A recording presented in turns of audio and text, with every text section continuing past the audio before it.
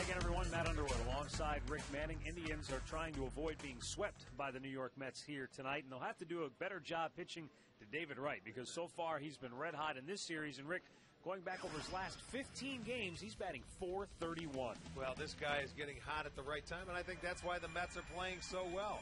They have the best home record in the National League, and he has been on some kind of RBI roll, leading the National League. And in his last 6 games, he has an RBI in every one of them. 13 RBIs total, hitting .370. And when you get Reyes going and this guy, the old Mets, they are going to be on a roll. You know, maybe that's the bigger key is keeping the guys off base in front of him so you don't give him those RBI opportunities because he has been lethal when he has those chances.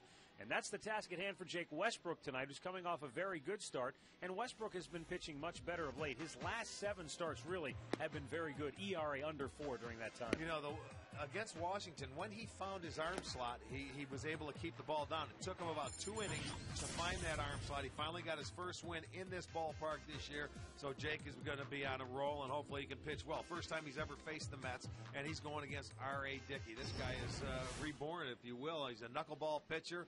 He's got no nerve in his elbow, and we will see how he goes about it today. But he's been pitching very well. He's got nerves of steel, though, when he steps on that rubber. And we'll have all the play-by-play action coming up next.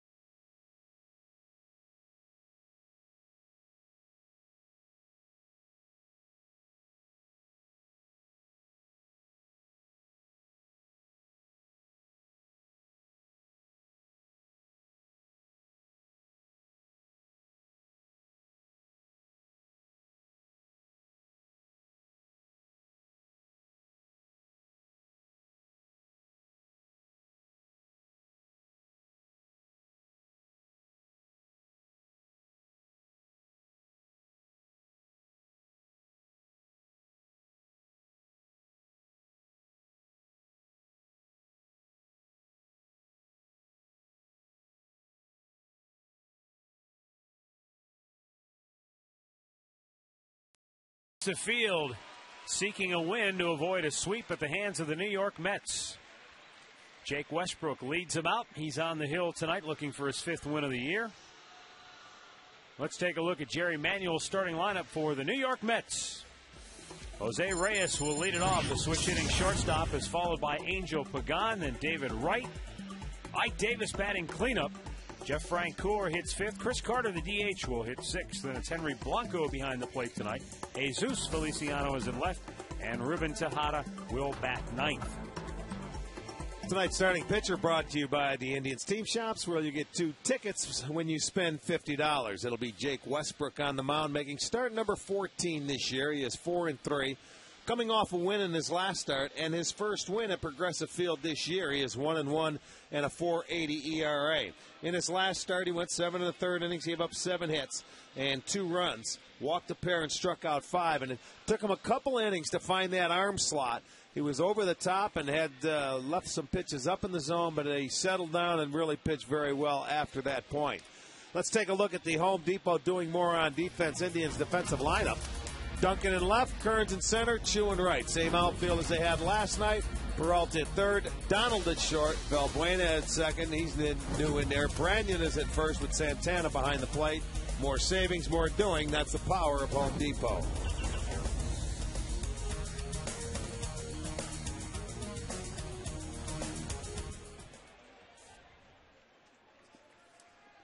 Jose Reyes will lead it off to get us underway here tonight. He's got the pant legs rolled up, as does Shin-Soo Choo in right field for the Indians tonight.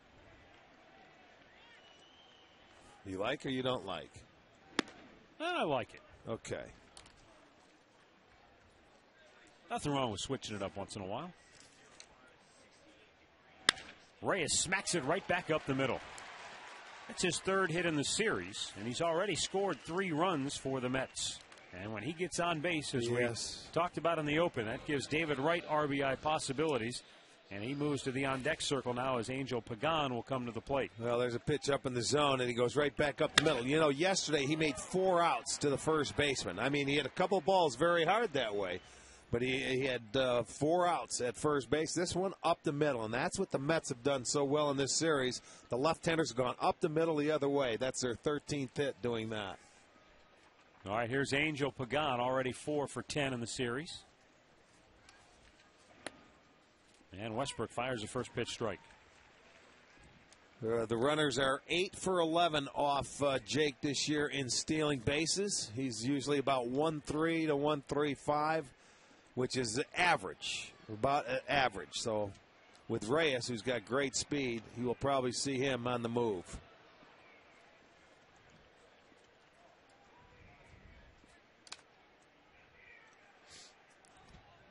Angel Pagan has 8 multi-hit games in his last 19. So he has really swung the bat well here for the New York Mets. Boy, he stayed on a few pitches last night, Matt, going the other way, and did a nice job. 4 for 10 in the series. It was the infield hit in Game 1 that the Mets took advantage of. It was doubles in Game 2 last night. 7 of them. They had 4 consecutive doubles at one point. And they have had the big inning. They've in their last 3 games, they have put a 5 spot on the board.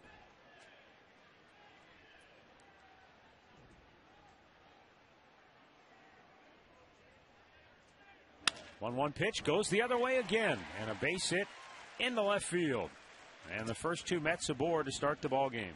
Well, we talked about it a little bit last night. You're going to have to pitch some of these left-handers inside to keep them honest.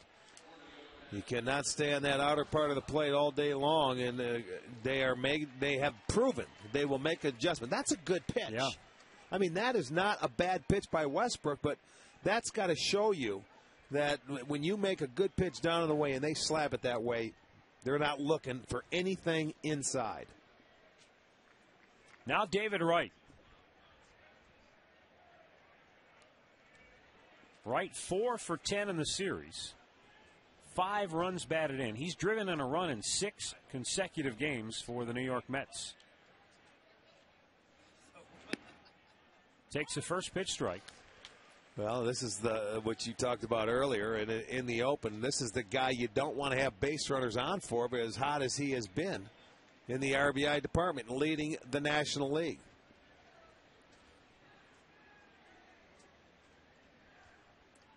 The 0-1 pitch missed down and away. In this series, the Mets have batted .385 with a runner in scoring position. And that's the situation here for David Wright with nobody out in the first inning.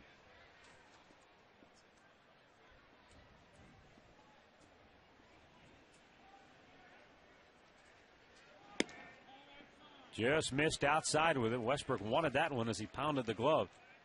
And now he's fallen behind 2-1. Look at the difference May to June for David Wright in batting average.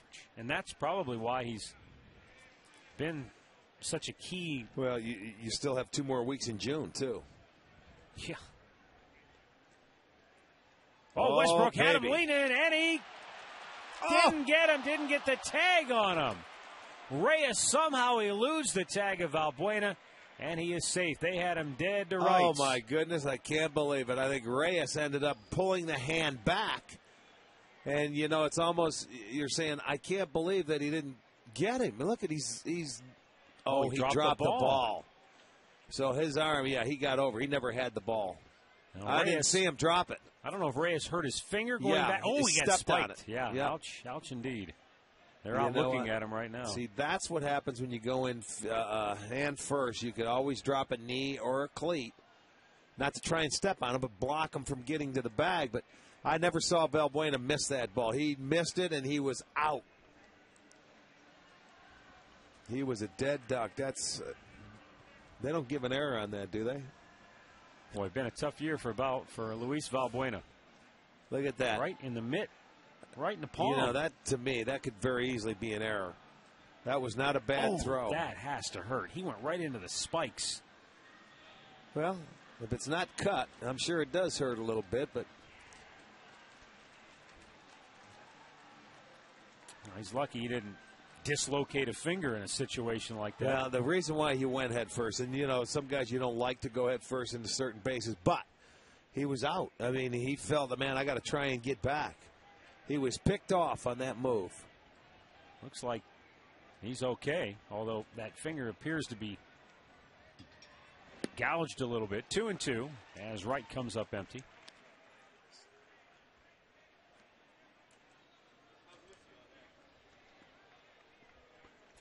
Ike Davis waits on deck.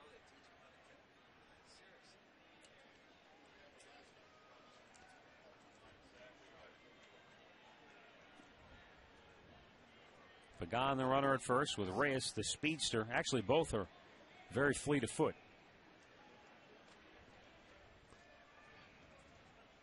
2-2 pitch. Swung on and missed. Westbrook gets a strikeout for out number 1.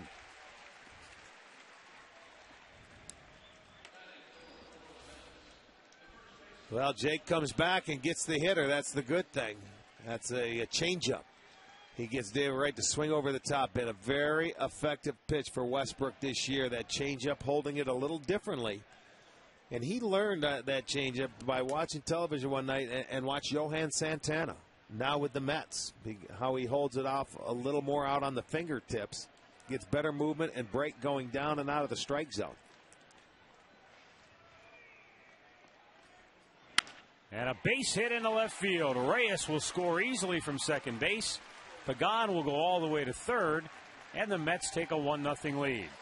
The left-handed hitters for the Mets in this series are 16 for 44. They have had a field day. Well, here's another point here. They had that shift on first and second, and then you're going to pitch them away. And you said yesterday, Davis says, I'm not going to be a pull hitter. That ball was middle of the plate, so you could tell he was looking to go that way. 3 guys on the right side, and that's an open spot at shortstop. Very easy for a hitter to go that way. I think their scouting report coming into this series had him as a dead pull hitter on the ground, but he's been going the other way. Doubled twice that way last night. Jeff Francoeur swings and misses.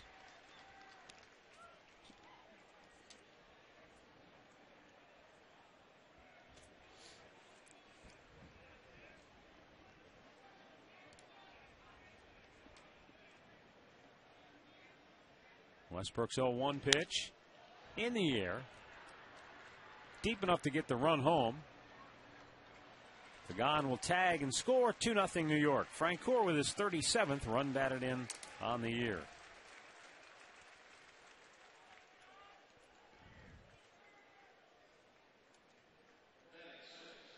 So with a runner at first and 2 down, Chris Carter will be the batter now, as the Mets make the most of their opportunities here in the first.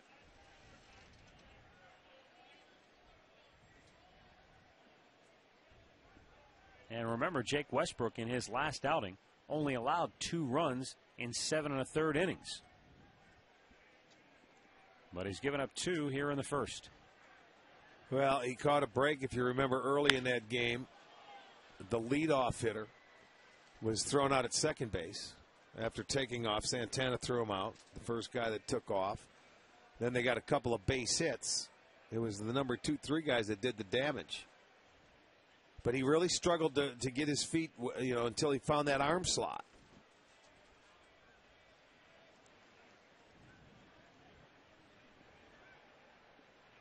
The 0-1 to Carter. Swung on and missed. And it's 0-2.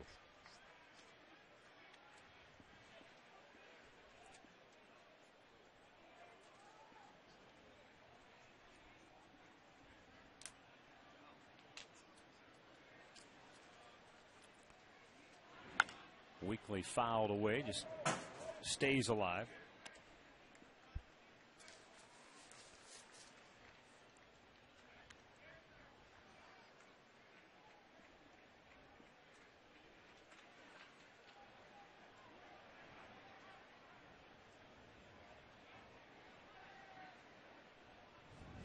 Oh, and 2 the count with Davis the runner at first base. And that's fouled over toward the third base coach.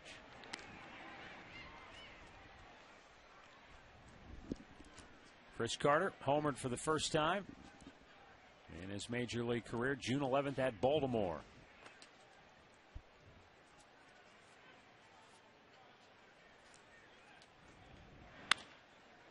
In the hole, another base hit. Davis will turn. He'll go to third. Choose throw cut off.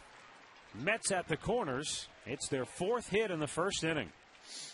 That's one of the few times that changeup he had him out in front. And with the guy on first base, he still was able to find a hole. One that they didn't stay back and drive the other way. Fooled on that pitch. Kept his hands back enough. You see Brandon coming off. It gets by him into right field. All singles for the Mets here in inning number 1. And Henry Blanco gets his first action in the series as he steps in.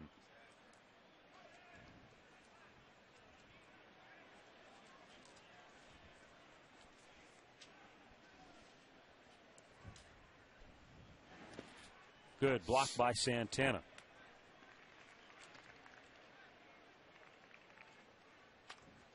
Already the Mets with 4 hits in this inning.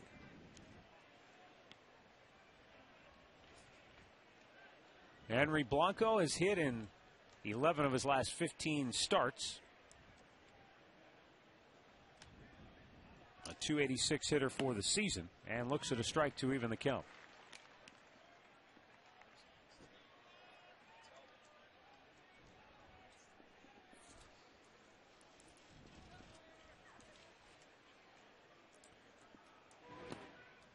Bounced the ball in there.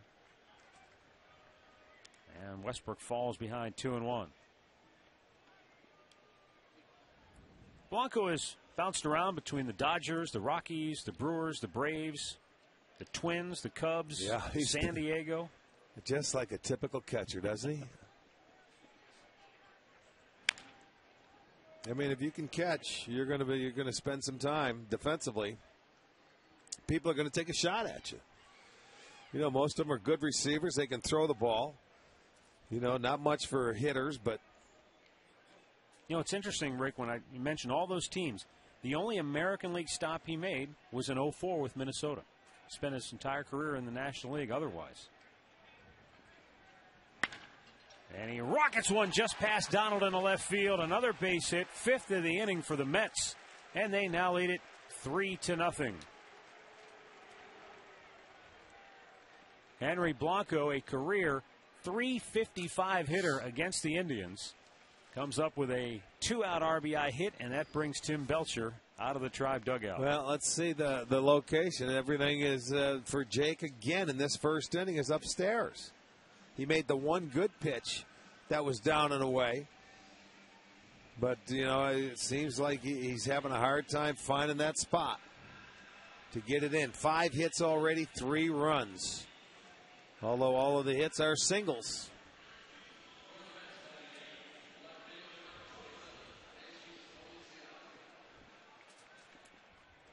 Chris Carter is at second base. Henry Blanco now at first. And Jesus Feliciano is the batter. 8th man to bat in the inning for New York.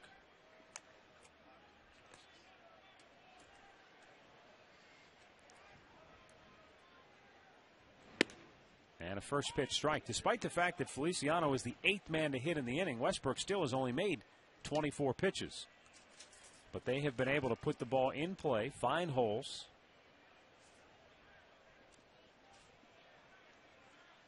And take advantage for an early 3-0 lead. That's fouled into the Mets dugout, and that ball ricocheted around like a pinball. That ball was so far in off the plate, he was still able to turn on it and hit it in the little opening where the players come out.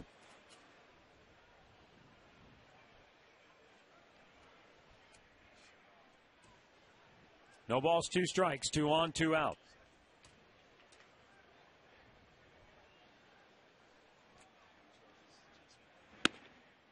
Spun him out of there with a good fastball.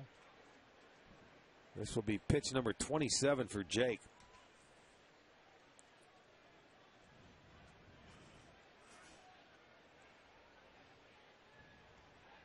Westbrook delivers, and it's lined to left, another base hit. Duncan charging hard. Here comes Carter to the plate, and the throw is in time. The inning is over, but the Mets jump on top with a 3 spot here in the first. Duncan's throw to the dish ends the inning, and now the Tribe comes to bat.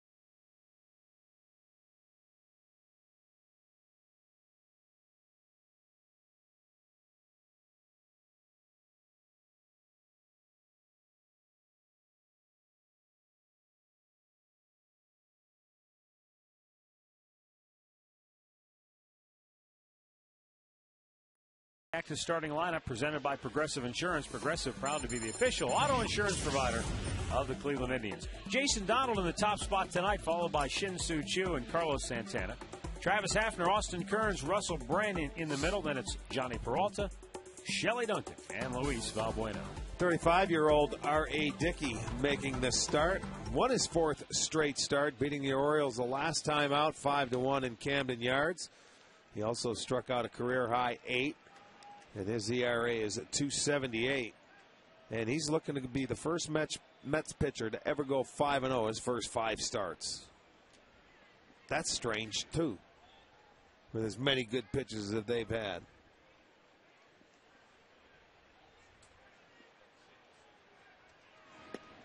R.A. Dickey finds the outside corner for a strike, 1-1 to count.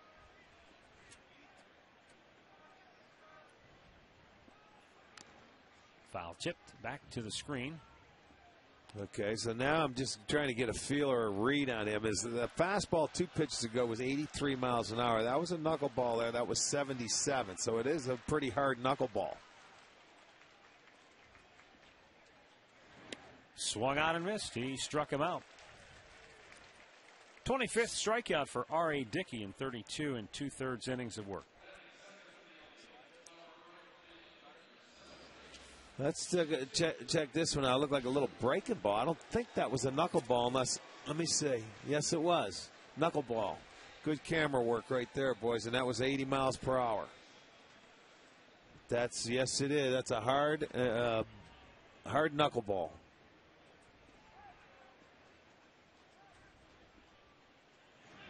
Shin-Soo Choo looks at a first pitch strike. R.A. Dickey, Tennessee native, was a #1 pick of the Texas Rangers in 1996.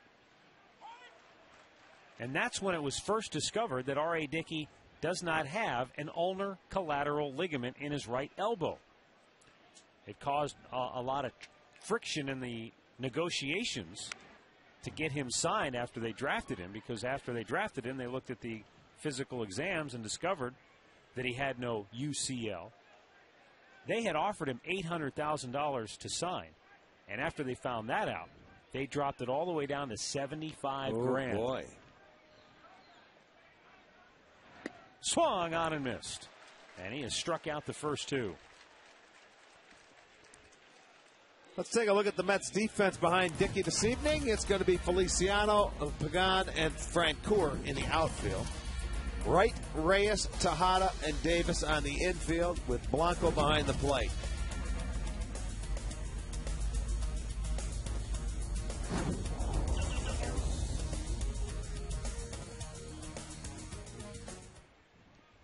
Here's Carlos Santana.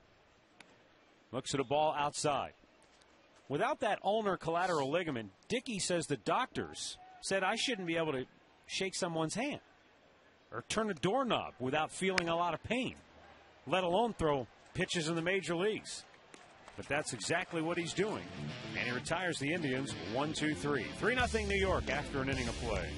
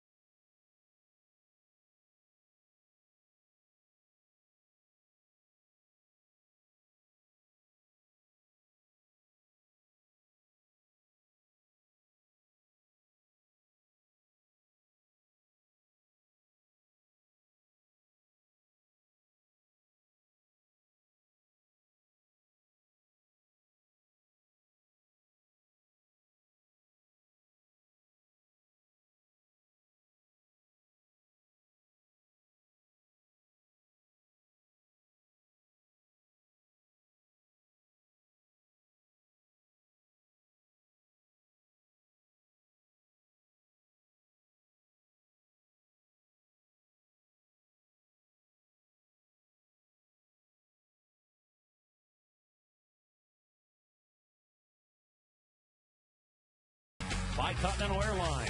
Work hard, fly right. And by your Northern Ohio Toyota dealers.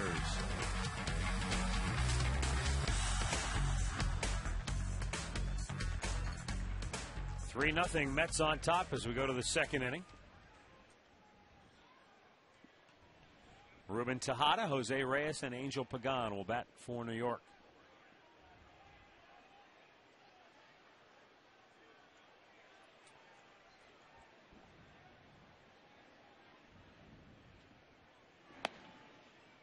And Westbrook, a first pitch strike to Tejada, who is 1 for 3 in the series.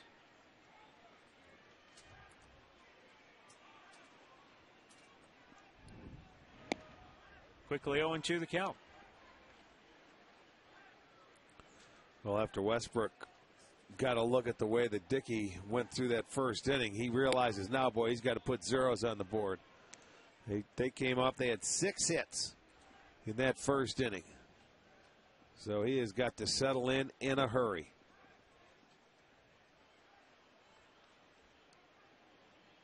The 1-2 pitch. Line up the middle, another hit. 7 hits for the Mets already here tonight. Out of the first 9 hitters. And Francoeur had the sacrifice fly, and of course Carter was thrown out at home plate to end the inning.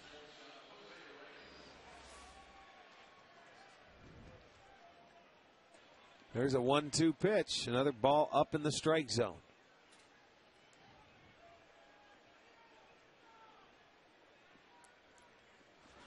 And that will bring Jose Reyes to the plate, who has already singled and scored tonight. He has scored 4 times in the series. Fouled that bunt straight back, got a piece of the bare hand of Carlos Santana.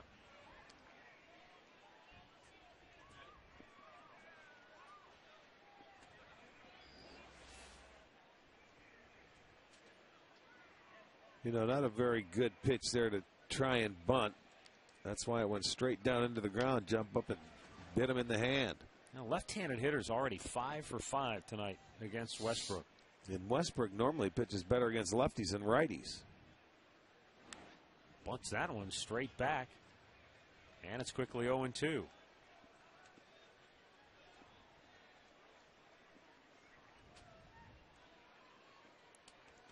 Curious decision for Reyes to try to bunt after he lined a single straight up the middle his first time up. Well, maybe just trying to make something happen, but it looked like to me he went after 2 pitches that were not strikes. Just spoiled that pitch.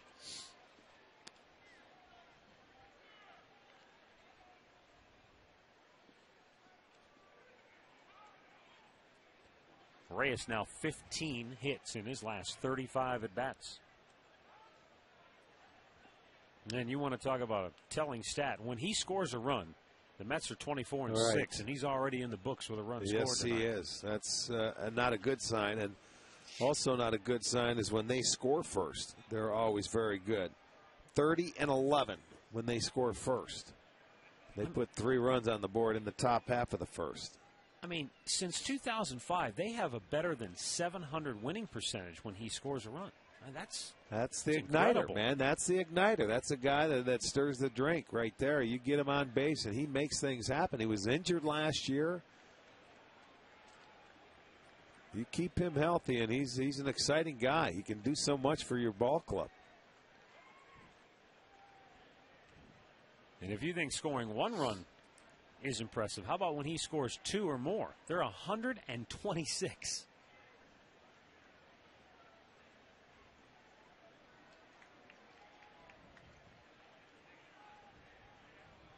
Oh, 2 pitch, runner goes in the air center field. Kearns makes the grab, back to first, goes Tejada, 1 down. Let's check out the location from Westbrook to these hitters, and you're going to see a lot of swinging room.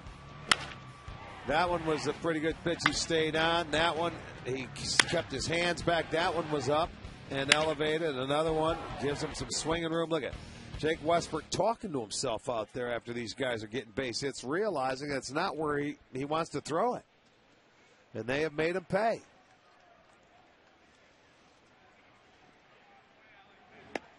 And a pitch in there for strike 1 to Angel Pagan, who slapped a single to left his first time up. 3 guys were able to get base hits, 0-2 counts. Reyes had an 0-2 count, and he just got him out to fly out. So they're 3 for 4 in 0-2 counts, which is not good. Normally Westbrook buries you when he's got an 0-2 count. Guys were 2 for 40 off him. Not tonight, 3 for 4.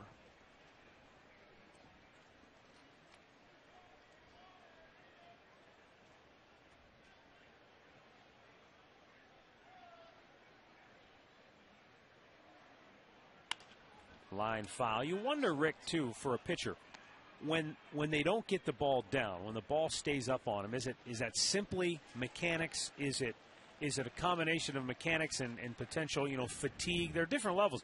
I mean, nobody ever goes out there feeling 100%. No. But, no. You may go out there one day feeling great, and then there are days you go out there and you don't feel so great. You just I wonder what I don't know. I really don't know what it could be. Some days you may not be in rhythm. Some days, for Jake, his last time was arm slots, another hit. A dying quail falls in for Pagan. He's 2 for 2 tonight. And the Mets with 8 hits in the ballgame. All singles. With Jake, though, before, he's going to give up his hits. Usually they find holes, but they're on the ground. These, some of them are elevated. That one's not hit hard. There's not much you could do there. That ball falls in front of Duncan in left field. And now look out here. David Wright struck out his first time up, and he's in the same situation he was first time up with 2 on. That's exactly right. He's had 4 guys on in his first 2 at-bats. Popped him up. Russell Branyan. Infield fly rule in effect, 2 down.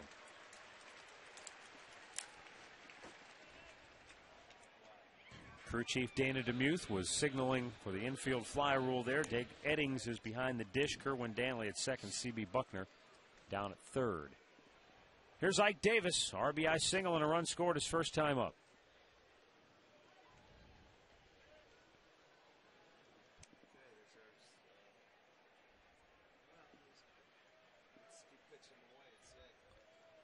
After Westbrook recorded the second out in the first inning, he gave up 3 more consecutive singles.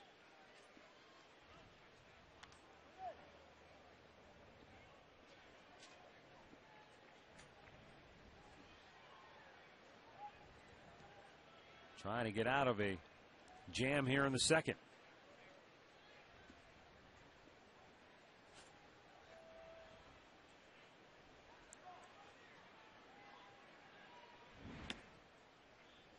What we're seeing tonight, I guess, is that example of when you hear people say being wild in the strike zone. 42 pitches for Jake, 32 have been strikes. Right.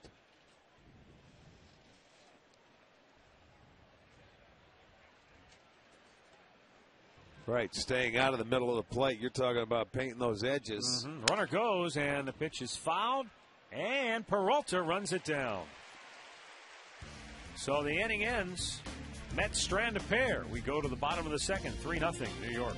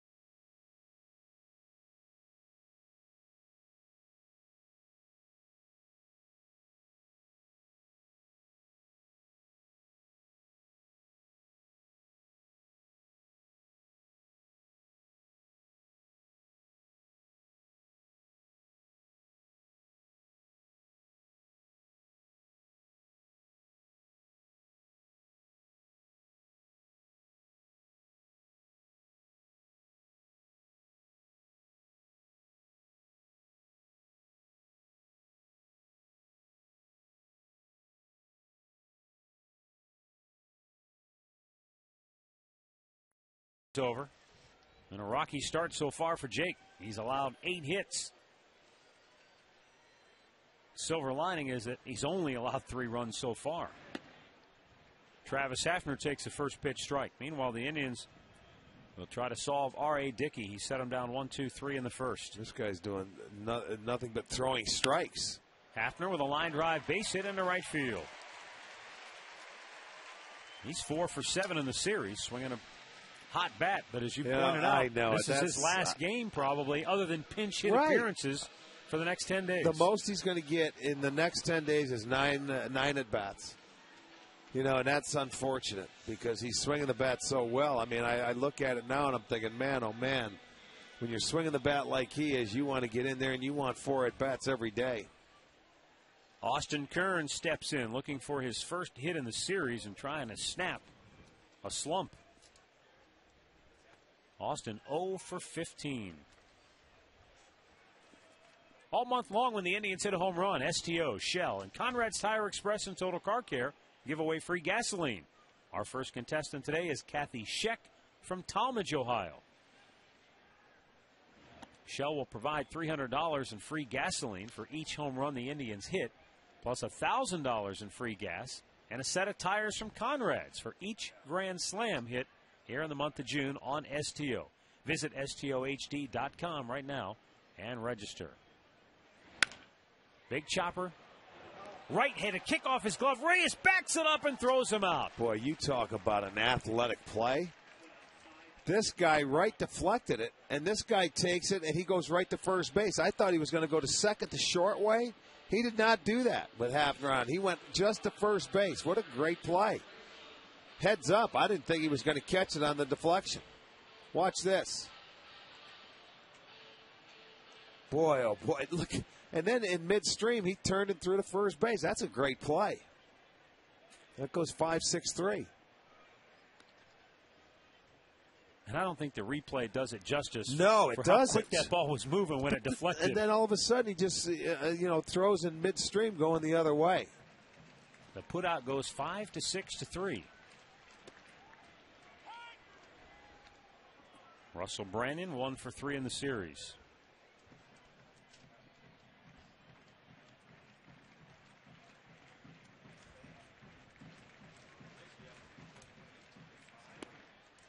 Ball down low. 1-1 to count on Russell Branyan. Branyan, one of 3 Indians with 8 home runs on the season. Chu and Hafner are the others. Off the glove of Blanco, and Hafner will go to third. That's a straight pass ball. It just didn't stay in the webbing.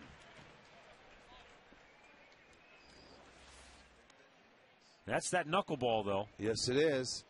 Sometimes you think you have it and you don't. He was looking in the glove. Where is it? Yeah, you think you get it. That goes to show you the movement. He's got that glove. I don't know that that's a first baseman's mitt, but it's very similar to the glove that we saw Victor Martinez using. It looks a lot like a first baseman's mitt. 2-1 pitch, swung on and missed to even the count.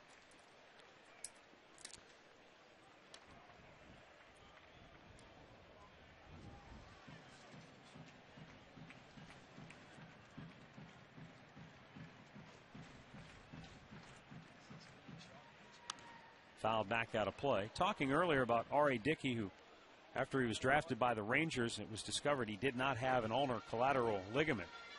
Dr. James Andrews was quoted as saying that, maybe he was born without one, or he could have torn the ligament and it never regenerated. Both he and Dr. Frank Jobe, the two foremost experts in Tommy John surgery, really, had never heard of such a case. And yet R.A. Dickey maintains, I had to have been born without it, because if I'd have torn it, I'm sure I would have felt it. That's a painful injury. You would think so. So he feels like I probably, for whatever reason, was just born without one.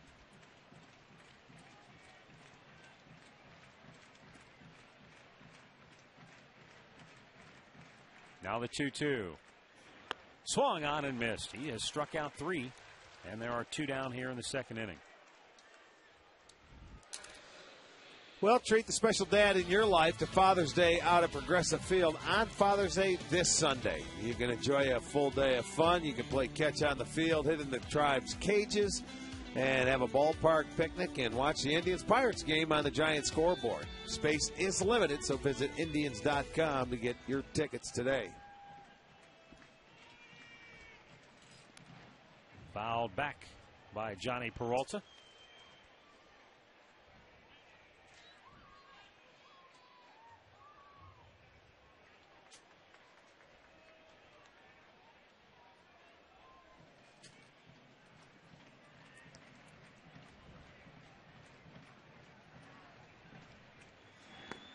And it's quickly 0-2. The other thing, too, about R.A. Dickey is that even without that ligament, when he was in college at Tennessee, he set school records for appearances. He threw 160 pitches in an NCAA tournament game. He said, when I got drafted, I'd never even been to the doctor before. So all this was news to him about his elbow. Now the 2-strike pitch. Up high. 160 pitches. Whoever let him do that nowadays would be fired and hung and strung up. And well, it definitely doesn't happen in professional baseball, but I've heard stories about college pitchers. Coaches. They will push them and throw a lot of pitches. Well, when you get into those tournaments and you need outs, and Peralta lines one beyond the grasp of Tejada, and the Indians are on the board as Hafner touches home.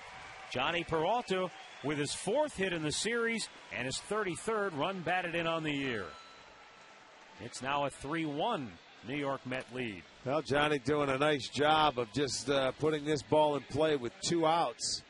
And that ball stayed away. He went that way. It's going to be our McDonald's. I'm loving it. Another 2-out RBI gets the Indians on the board, cuts that lead down to 3-1, and a nice attempt over there by Tejada, but it just got past him into right field. Now we'll bring up Shelley Duncan. Bloops one into center. This is dropping in a hurry. It's going to drop. On his way to third is Peralta. Duncan a big turn at first, but he holds with a 2-out single, and the Indians are still alive here in inning number 2. Perfectly placed. That's where you get fooled as an outfielder, although Pagan, he realized it was just hit in a spot he was not going to catch it. He was playing him a little deeper into left center field, and watch the big swing off the end of the bat. As Tejada goes running out, you can see Pagan coming in. It just falls in. So another 2-out hit keeps the inning going. We'll give Valbuena a chance. All right, Luis Valbuena, 1 out of 4 in the series.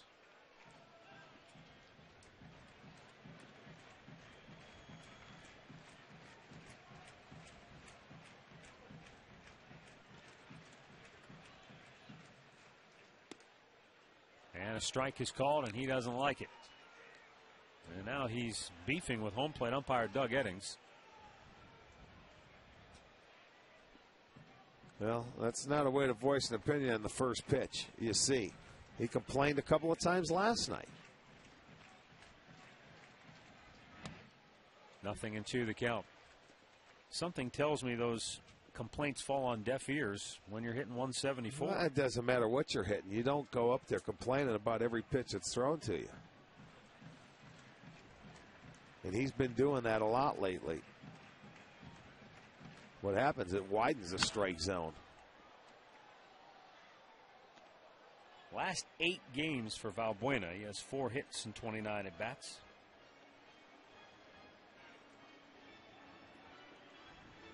At home this year, Valbuena is hitting 113. God, that's embarrassing. Just 8 for 71. That's embarrassing. 2-strike pitch, bounced just wide of first. And he stays alive with 2 on and 2 out here in the 2nd inning. Drive down 3-1.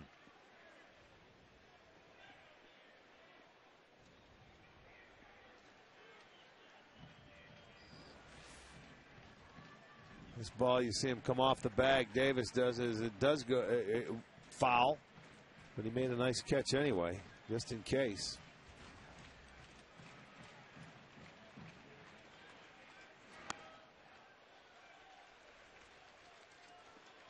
Two balls, 2 strikes. Or excuse me, 1 ball, 2 strikes.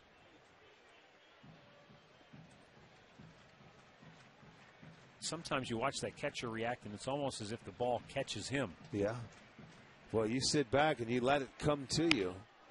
Weekly hit to second, and this will end the inning. Indians get on the board through 2. It's now New York 3, Cleveland 1.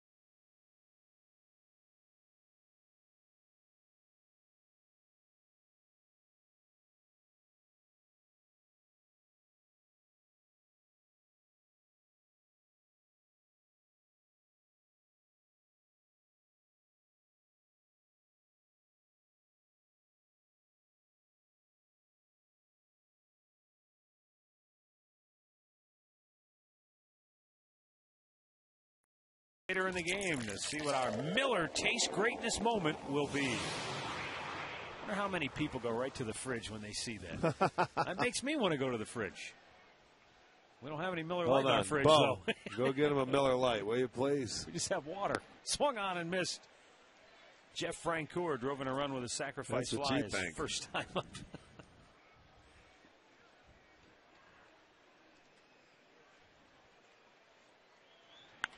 Rip foul. Oh, man, just beyond the photo well.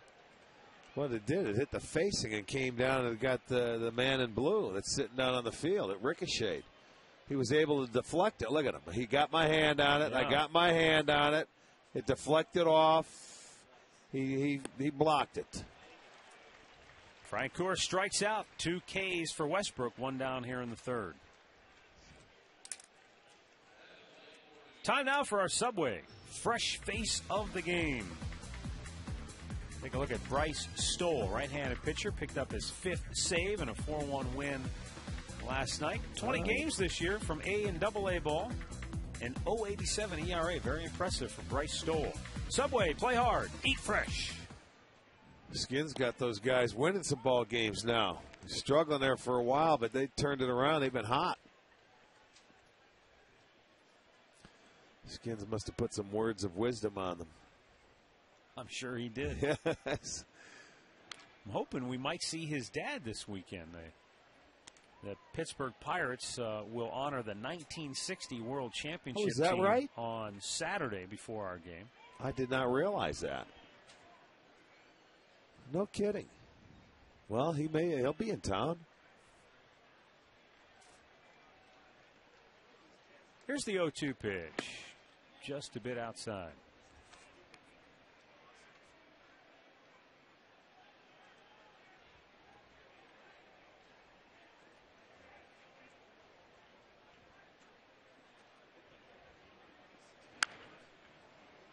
Short hop. Valbuena stays with it. Throws him out 2 down.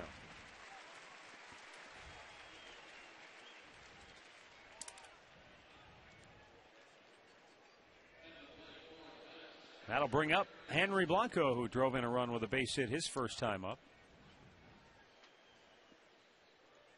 Final game of the homestand as the Indians and Mets finish up this 3-game series. Jake Westbrook has now thrown 9 straight first pitch strikes in this game.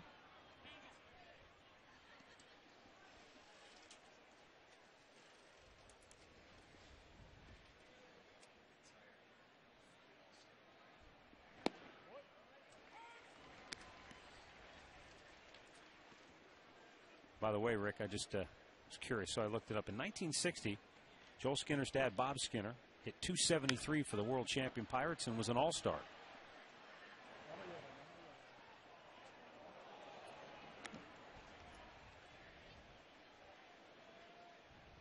I wonder who's going to be there this weekend. Well, you have to believe in Bill Mazeroski. Oh, yeah, that's automatic. That's the hero. Yeah, you're not a kid. That's the hero, man. He's the mayor of Pittsburgh this weekend. You betcha.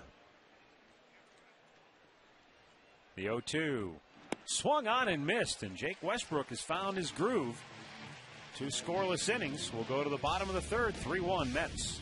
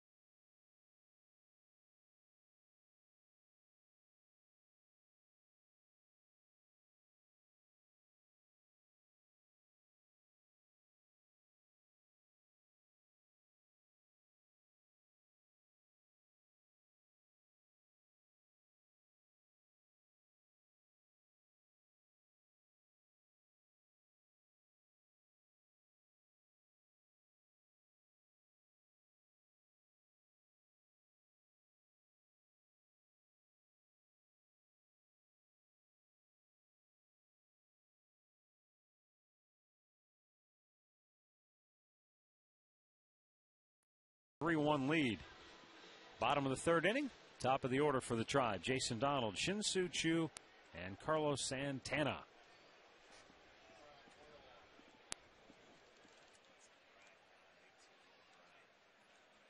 Donald cuts and misses. And the count 0-1.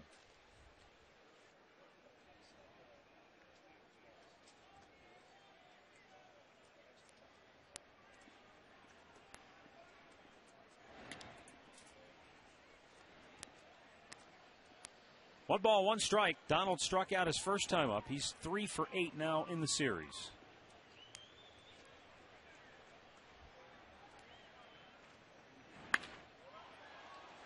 Center fielder Angel Pagan grabs it one way.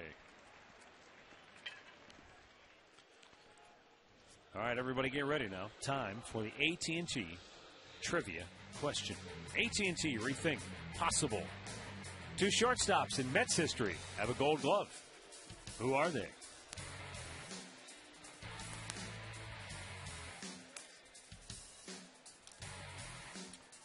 I'm stumped.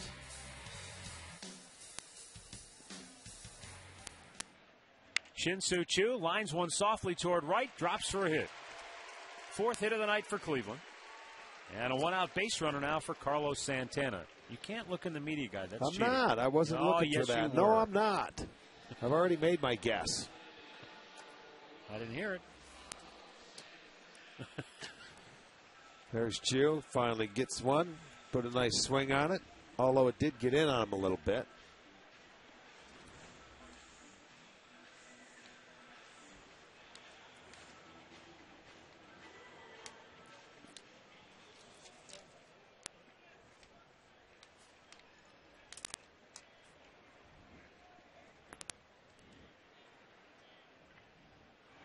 Outside ball 1. Carlos Santana grounded out his first time up. 1 for 7 in the series.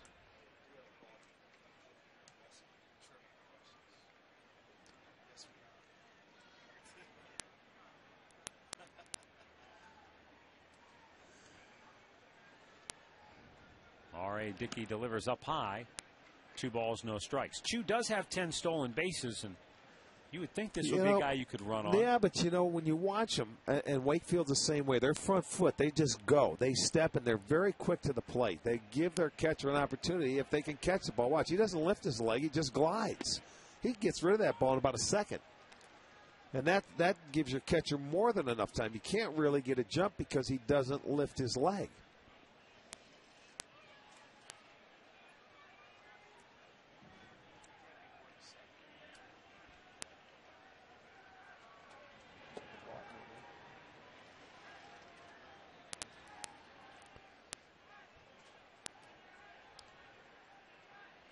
Two balls and a strike with a runner at first and 1 out here in the bottom of the third.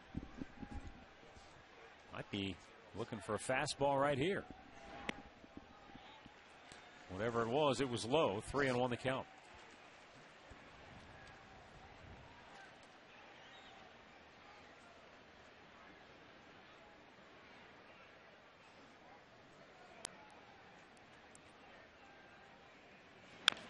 Santana took a big hack. Yes, he did. That fastball, but fouled it off. Full count.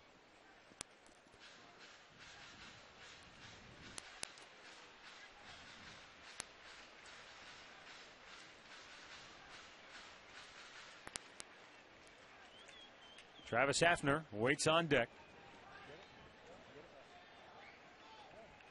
Choo looking to take off here. And Dickey throws over to keep him close. Yeah, he is gonna keep you close.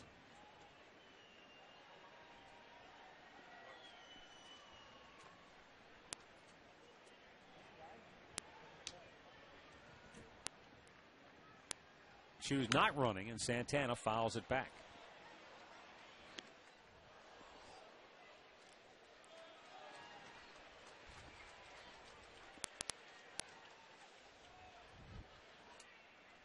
Mets outfield plays Santana to hit the ball the other way, especially center fielder Angel Pagan, who's all the way over in left center.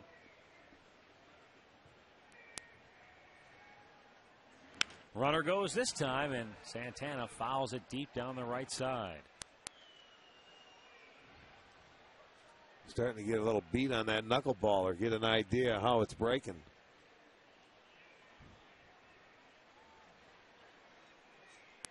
There you see the outfield alignment with Pagan over in left center and even Francoeur in right. Pretty well off the line. Blanco, meanwhile, going out to talk with Dickey. And Blanco was doing all the talking. He might have an idea about what he wants to do with Santana here.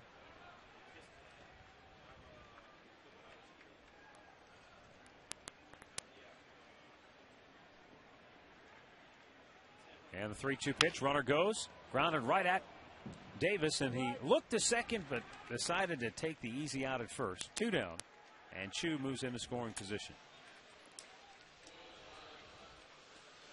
Well, the newest Indians team shop opens at Westgate Plaza in Fairview Park tomorrow.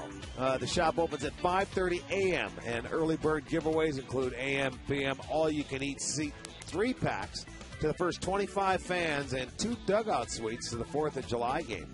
Visit Indians Team Shop for full details. 5:30 a.m. That is the early bird.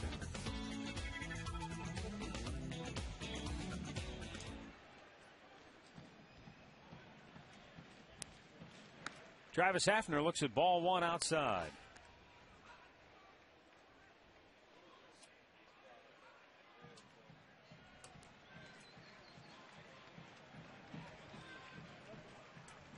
Hafner with a base hit and has scored the Indians' lone run in the 2nd inning.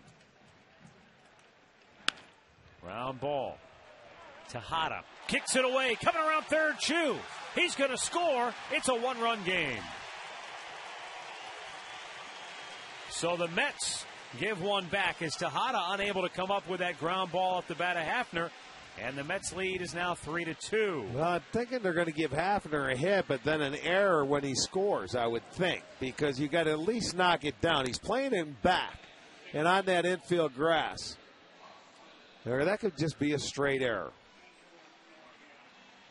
And that is there the you case, go. Rick. Okay, E4, no RBI. I agree with that call. You know, and for the Mets, they only had, 12 or 13 unearned runs. And that will be one right there on the error.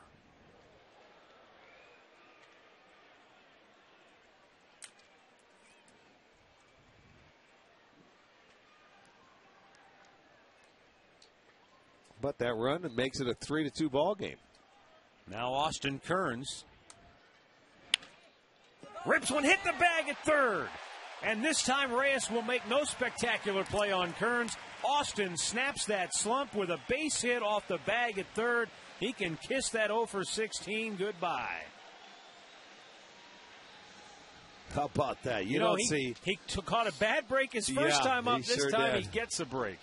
He sure did. You don't see that happen too often where that ball hits that bag. And this one really popped up straight. A lot of times it'll go into the outfield. This one hits it direct, goes straight up in the air.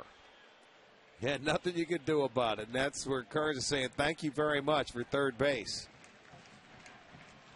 I mean, if it's not there, it's a double. If it doesn't hit the base, it's probably a double. Yeah, so on one hand, he catches a break that it hit the bag. Right. On the other hand, it was a bad break it's because an extra base hit. Might have been even a run batted in. Now let's see if Brandon can take advantage. Struck out his first time up, and Reyes will field this cleanly and throw him out. Indians grab another run, though. And after 3 innings of play, it's New York 3, Cleveland 2.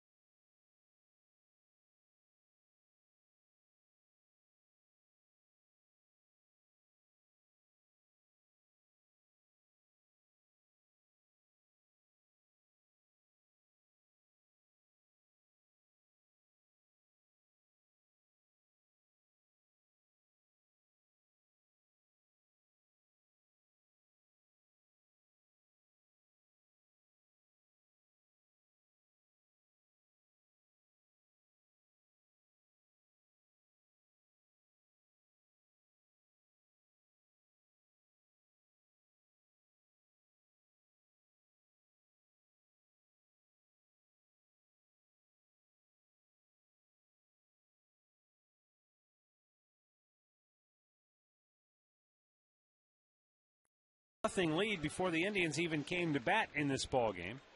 But as you can see, the Tribe has scratched out a couple of runs. Jake Westbrook has settled in with 2 scoreless innings. He's retired 5 in a row. 55 pitches on the night for Westbrook, 80% strikes. But he misses with the first 2 here.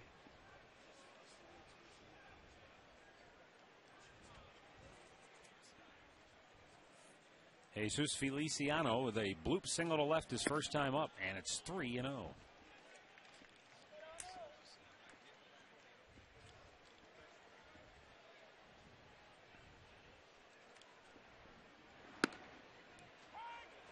Three balls and a strike. Feliciano made his major league debut June 10th.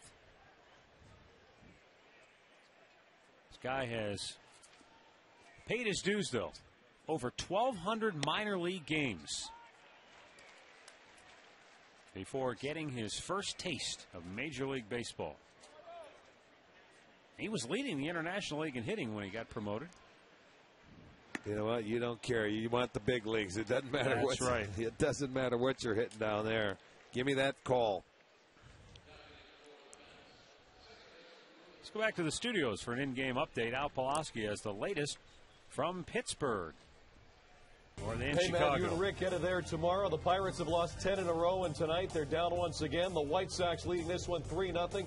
Base hit by Carlos Quentin scores our old friend Omar Vizquel. 3-zip White Sox, bottom of the 4th inning at PNC Park. Back to you. All right, thanks, Al. Yeah, they are at PNC Park indeed. That is a beautiful ballpark. Bunts it off the plate. Santana. Barehand grab, throws to first, and Valbuena covers for the out. Feliciano moves to second on the sacrifice.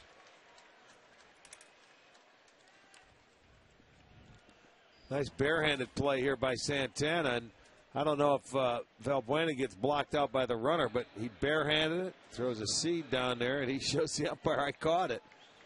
He gets up like he had a tough time seeing the ball. I like the way Santana took charge, even with Westbrook charging. I mean, he went for it all the way. Sometimes you see a guy charging, and there's that little hesitation can cost you. Well, especially as aggressive as Jake is coming off the mound. He's a guy that wants to make every play. You know, so he's probably breaking off like he wants to get it. But as a catcher, you have the right. You take charge. That is a good thing. Jose Reyes fly to center his last time up.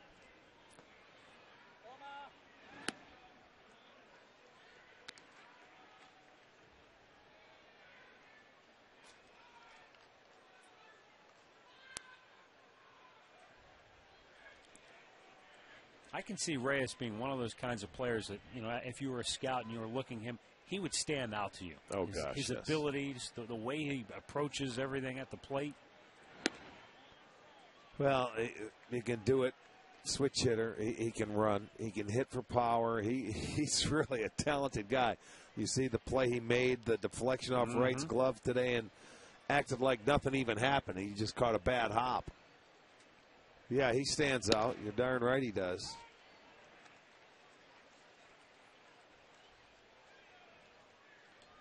You know, and he looks like a little guy. He's actually a pretty big guy when you get next to him.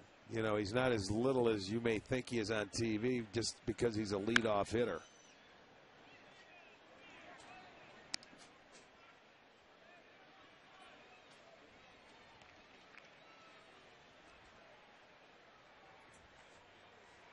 Yeah, you're right. He's one of those guys, if you just looked at the stat sheet, you know, in terms of his height, weight, that sort of, he wouldn't stand out at you. When you see him in person, though, and how fast he is. Well, I saw him walking from the batting cages over there. Yeah, he's 6'1", 200 pounds. Tough play. Donald dives, can't get it, but right there is Duncan. Throw to third, not going to get the runner there, and hustling all the way into second base goes Jose Reyes. And that will be a double for Reyes. I mean, that goes to show you he's one of the few guys that would take off and just keep going on that play because they're throwing it into third base. Where Jason Donald gave every possible ounce of effort to get to this ball. Well, and it was a good pitch. That's where, you know, Jake, nothing you could do there. And that throw coming in, maybe not a A very smart throw because I don't think Duncan had a chance. He just sort of hesitated one half a step and kept going. They're going to walk Angel Pagan here, and that's probably a good idea. The way he's swinging the bat. Even though you've got the National League RBI leader on deck. Well, that's true, too. I didn't think about that. He's 0 for 2 tonight, though, and Westbrook has handled him well, and the Indians haven't been able to solve Pagan. He has 6 hits in the series. This will be the 7th man on base when Wright comes up to hit. He will have had 7 opportunities with runners on base. Yeah.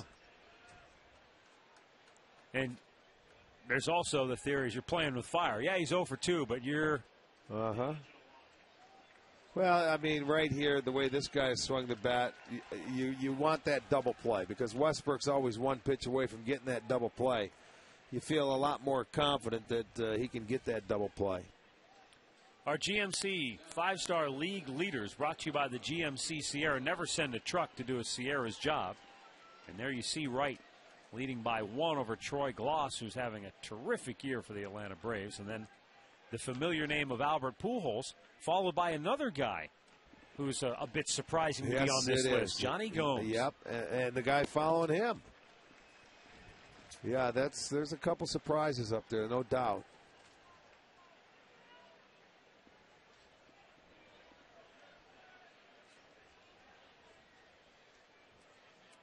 Westbrook delivers. And David Wright taps one slowly towards third. Peralta goes to second, gets one, relay, not in time.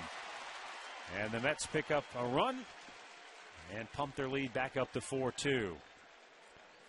See, that's the one thing. If he doesn't hit it hard, he gets down the line awfully well, and it's tough to double him up, as he shows you right there. I mean, they did the best they could do defensively, but you're not going to double him up because it wasn't hit sharp enough. He tops it, puts the head down, and let me get after it. Once it hits the second time, you're not going to turn it. And give Pagan credit going into second base to take out Valbuena. David Wright now with his 53rd run batted in on the year, 6 ribbies in the series. And with 2 down, Ike Davis steps in, and again they employ that shift. He burned him with a base hit through the left side of the infield. His first time up. This time he yanks it to right. A 2-out RBI hit brings home Reyes, and it's a 5-2 Mets advantage. Boy, oh boy, I'll tell you what, I have been impressed by the way the Mets have swung the bat in this series.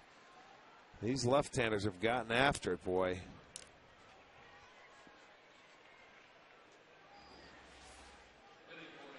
And he got after that. You know, when you see that setup and that defensive alignment, you figure as a hitter, they got to pitch me in. They want me to pull the ball. You know, they did, and he did pull the ball for the first time. He's had about 3 hits the other way in this series. 3 Mets hitters already have 2 hits tonight. They have 10 hits as a team. And we're in the 4th inning. Well, the unfortunate thing, the 3 hitters that have the 2 hits are the 1st, 2nd, and 4th place hitters. And they've scored 4 of the 5 runs. And there's only been 1 extra base hit in the game, and that was a bloop of a double by Jose Reyes. Popped him up. Should end the inning. Peralta. He's got it. Mets get 2. We'll go to the bottom of the 4th. New York 5, Cleveland 2.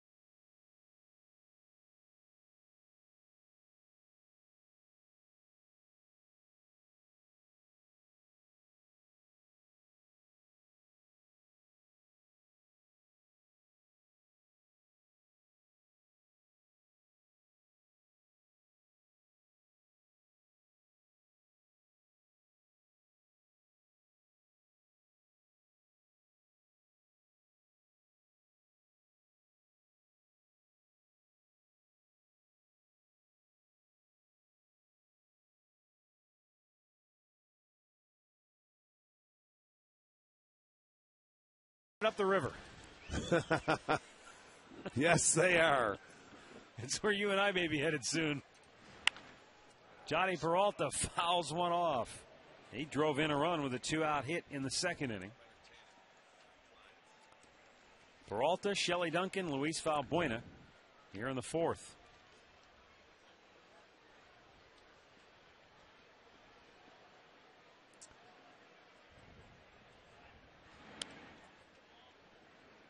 Well, one ball, one strike. That's the one thing, you know, they did this last night, too. You get that second run, it's 3-2, and you want to put a 0 on the board, and they come back and they give you that response run. And they scored 2 and take a little bit of that momentum away. They did the same thing to Mitch Talbot, if you remember. Yep. After they made it a 5-3 game, they came back and they got the 3 runs in that inning. And it's, I mean, that really takes a little of the sting away or that momentum that you're building offensively.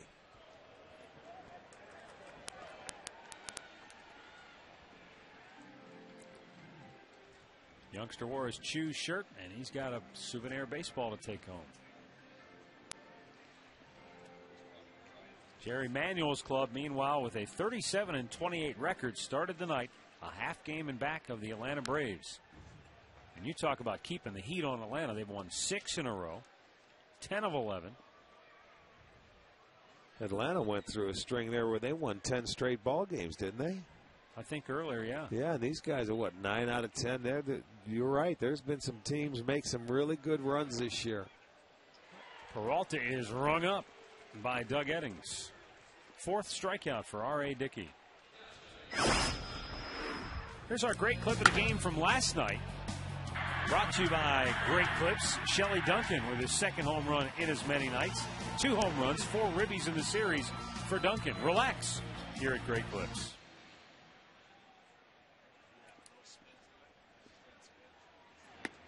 You know, we've talked about the fact that the Mets have a great home record at 24-10, but the Braves, they haven't done too bad at home themselves, going 20-7 so far this year. It always seems like if you're going to make a run and you're going to be in the thick of things, and you have got to play well at home. That's the fewest losses at home in baseball. Oh, who's that? The Braves. Only 7 losses at home. Did the Yankees have more than 7? Just I know. 1. They just lost yesterday. Yeah. Okay. You know, you've got to play .700 baseball at home if you're going to, you know, get out there. Yeah, because it's unrealistic to think you're going to play make up for it on the road. That's right. Yeah. You got to play .700 baseball at home, and you know if you can play .500 or you know a little bit above that, you should be okay. The exception to that rule this year is Tampa. I mean, they're 23-9 on the road. Yeah, that's far and away the exception. Most teams are lucky to have a winning record on the road, let alone be. Well, you remember last year we were watching. There was just a couple of teams, you know, that had a better than .500 record on the road, and it was few and far between. Shelley Duncan draws a 1-out walk, brings up Luis Valbuena. All right, here's earlier in this homestand. We got a chance to see the knuckleballer. Now this is a floating knuckleball. It doesn't move. This guy throws his a little bit harder and has a little more spin to it. But, you know, not much of spin when you're talking about it. But you're going from a 65-mile-an-hour knuckleball to anywhere between 78 and 80. Yeah. So, you know, it's much harder, but it still does its number. Wakefield's is truly like a butterfly. It is. I mean, that one, you could swing 3 times at it sometimes before it gets to you. But Dickey's still has enough movement on it where it's very tough to square up. Yes, it does. As evidenced by his 4-0 record coming in and .278 earned run average. So, based on that, the Indians have done well to get 2 runs. I always felt like the harder one might have been a little easier to hit. Yeah, than the slow one, you know, because it's like the hitters always want something harder. You know, that slow knuckleball is like playing slow pitch softball where you really have to wait on it. Dickey, it's over his head. Reyes charging. Throws it low and still got him. That's out number 2, and Jose Reyes has been Mr. Everything in this series for the Mets, offensively and defensively. I'll tell you what, that was a good play. It was also a good play by Davis at first base because he spiked it low because of the tough play it was on the run. He's coming in. Look where he came from, and he got it out of his glove and throws it low, so that's a nice play both sides. By Reyes to get it, get rid of it, and then Davis to be heads up in that left-handed. He made it look easy. Runner at second with 2 down, and here's Jason Donald 0 for 2. Off the glove of Blanco for the second time tonight, and down to third goes Shelley Duncan. Well, I wouldn't want that task of trying to catch a knuckleballer. I'm sorry. I don't care with the equipment, how many gloves you have. It's going to go as a second pass ball. And you can see that one didn't have much rotation on it. No, and it was slower and it floated. Yeah. What was that one? We'll check it out and give you the speed. That was at 77 miles per hour. It's usually one of the slower balls that he throws. Popped him up. Routine in center field for Pagan. Inning over. 4 complete. New York 5, Cleveland 2.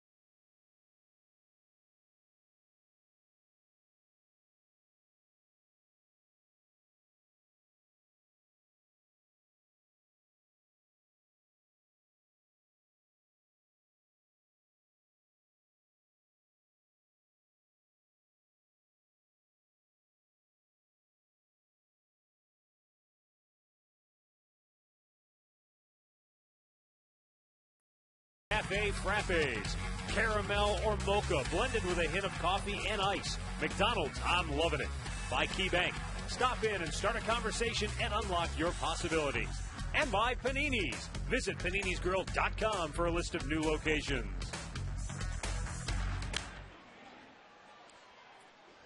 Back out of play.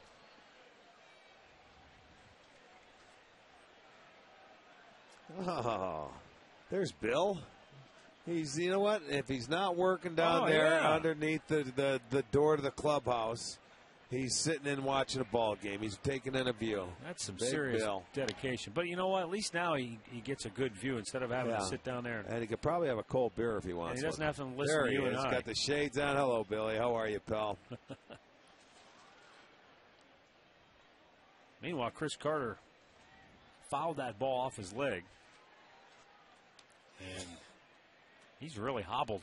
It looked like it went off his knee. One of those that he fouled off. It might have been his back knee, which is unbelievable. Oh, man, yeah, right above his left knee. Yeah, that can't feel too good. No, sir, man. Guys, I mean, it's amazing. Following off your back knee. It used to be trying to get out front and fall it off your foot or your toe. Now they're falling off shins, knees, and back knees. Well, that'll give us time to send out some birthday wishes. We want to send out a happy 93rd birthday to Sister Mary Philomena at the Jennings Center. She is one of the best Tribe fans out there, so happy 93rd, Sister Mary. Also, Cynthia August and Sandra Latarski are turning 71 today. Happy birthday to you two. Drive to right field. Much. And Shin-Soo Choo will fire it in. He'll take it now. He claps his hands, but now the limp comes out. Look at them all laughing in the dugout saying, yeah, he's going to start limping after he got that hit.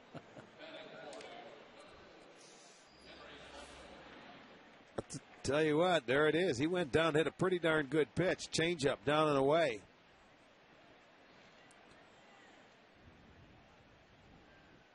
That doesn't happen too often where you foul one off and then you finally get a base hit.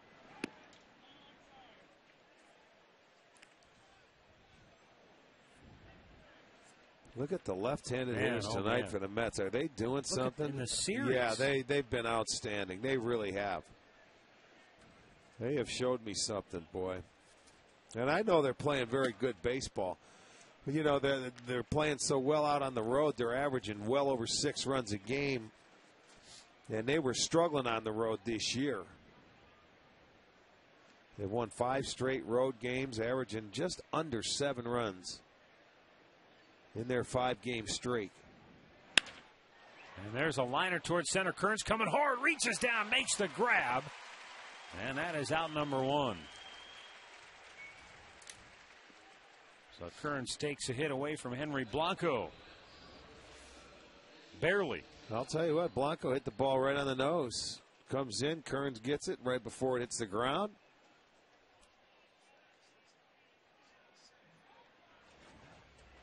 So 1 on 1 out for Jesus Feliciano, who has singled, walked, and scored a run.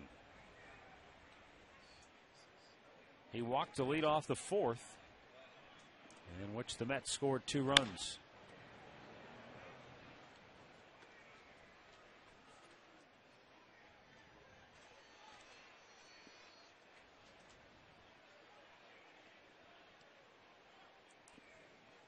Jake Westbrook, 83 pitches on the night, and Jensen Lewis warming in the Indians' bullpen.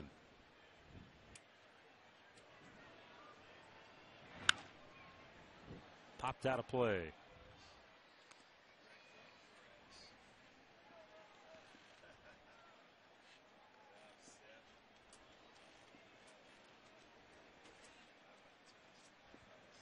There is Jensen Lewis heating up.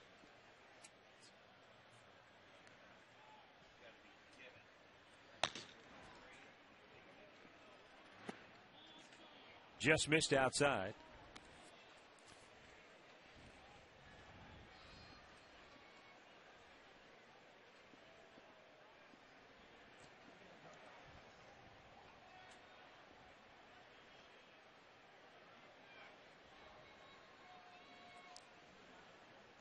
Westbrook a long look in, and now Feliciano steps out.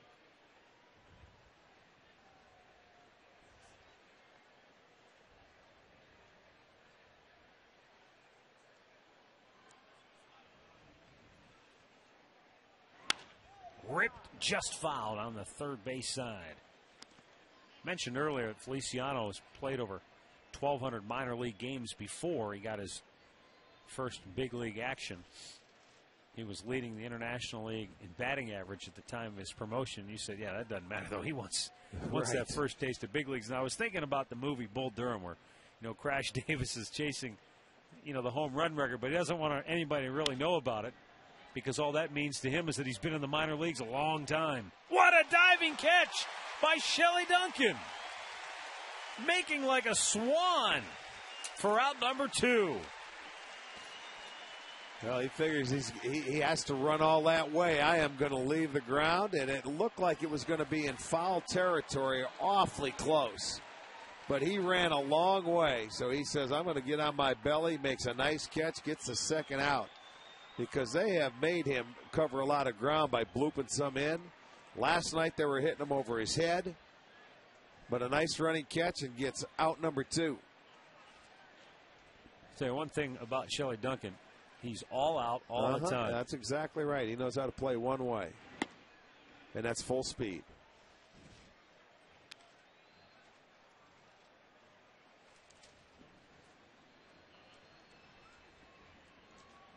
Two down for Ruben Tejada.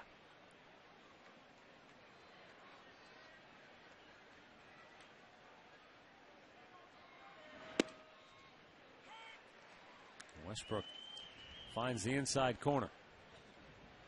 This will be his 90th pitch of the night.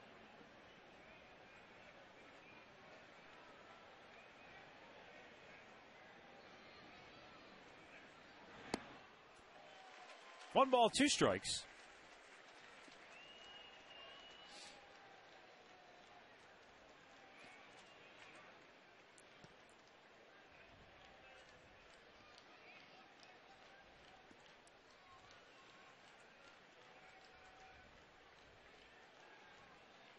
And Westbrook delivers. Swung on and missed. That's his fourth strikeout tonight.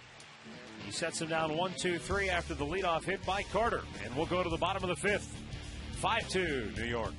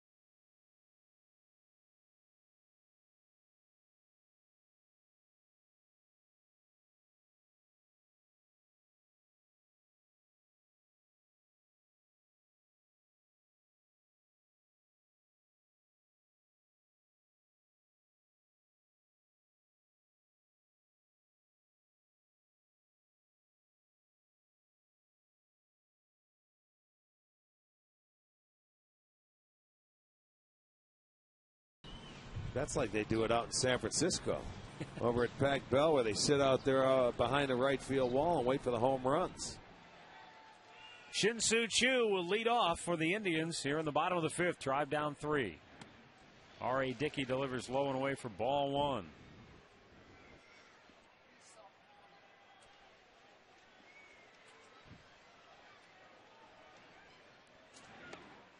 Two balls, no strikes.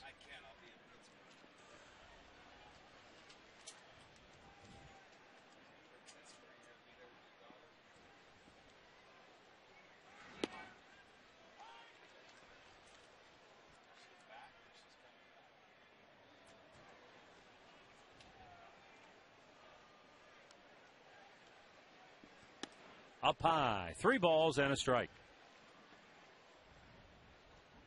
R.A. Dickey. His given name is Robert Allen. And that pitch somehow found its way back over the inside that had to corner. be the fastball there. Runs the count full. 85. That might have been tops tonight for him. That's some heat.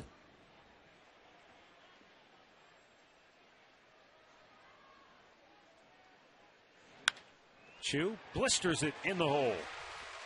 His second hit tonight.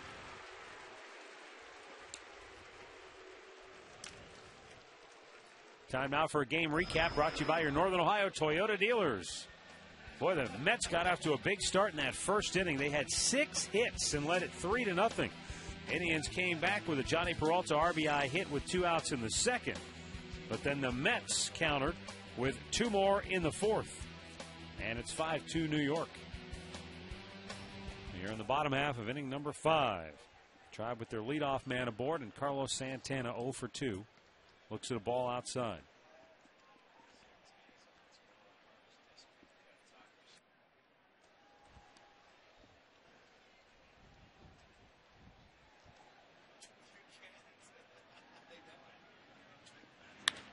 Ripped down the right field line. Foul.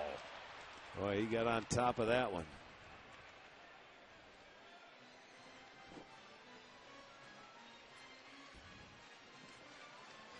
Well, this will be the third time through that lineup now for the knuckleballs. You see that ball started out in fair territory, and it's going to land about 4 or 5 feet foul.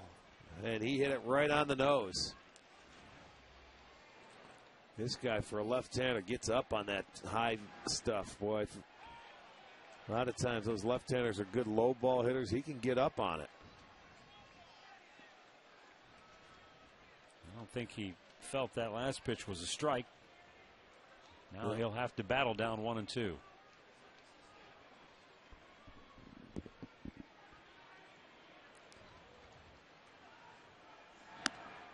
2 balls, 2 strikes. R.A. Dickey said he went by Robert until he got into junior high school, and he said all my friends and everybody in my family called me R.A. anyway. So he said I just started telling people my name's R.A. Well, that's okay. Nothing wrong with that.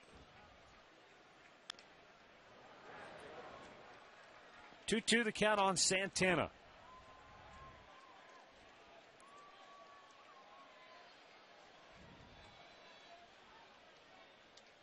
And, of course, you know how baseball goes. Everybody has no one goes by their real name anyway. Everybody has a nickname. Well, they used to, I know. Not as much anymore, but, yeah, they do go by nicknames.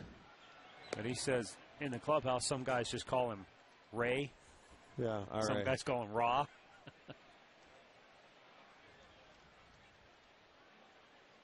But R.A. Dickey has a 5-2 lead here, bottom of the 5th inning. This will be his 79th pitch of the night. Well, if he keeps winning, they'll call him whatever he wants him to call him. Be Mr. Yeah, whatever. He's won 4 straight starts, looking for number 5 tonight. And has a 3-run lead.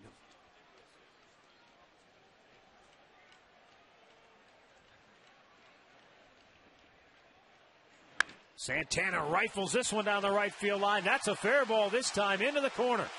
Chu, hammer down, coming around third, now gets the stop sign. No, he messed up his footing. He never hit third base. I don't know if he was looking or what, man. I was watching. Now, I wasn't watching Steve Smith. I thought he was going to score. He did get the stop sign from the third base coach. Well, then he totally stepped over third base, maybe because he had to stop.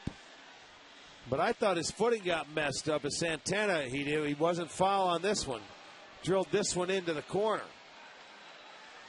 By the time Francoeur can relay it, watch this.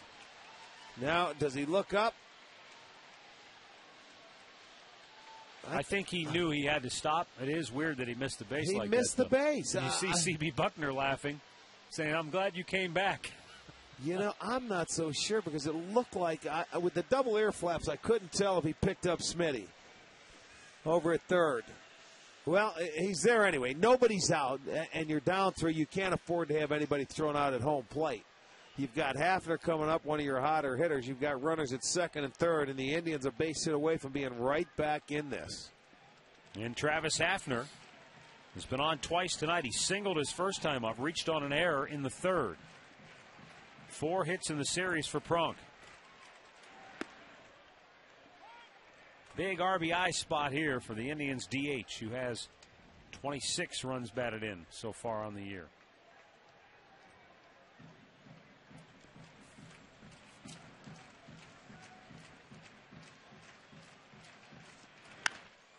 Big bouncer. Tejada throws out Hafner. Chu scores. It's a 5-3 ball game. It's good out because you ground out and you move the runner from second to third as well as get that runner in from third base. So very productive out by Hafner.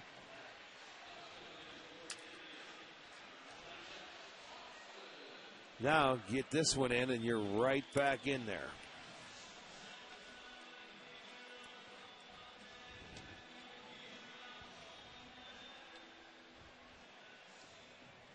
And we're still only in the bottom of the 5th, so a long way to go in this game.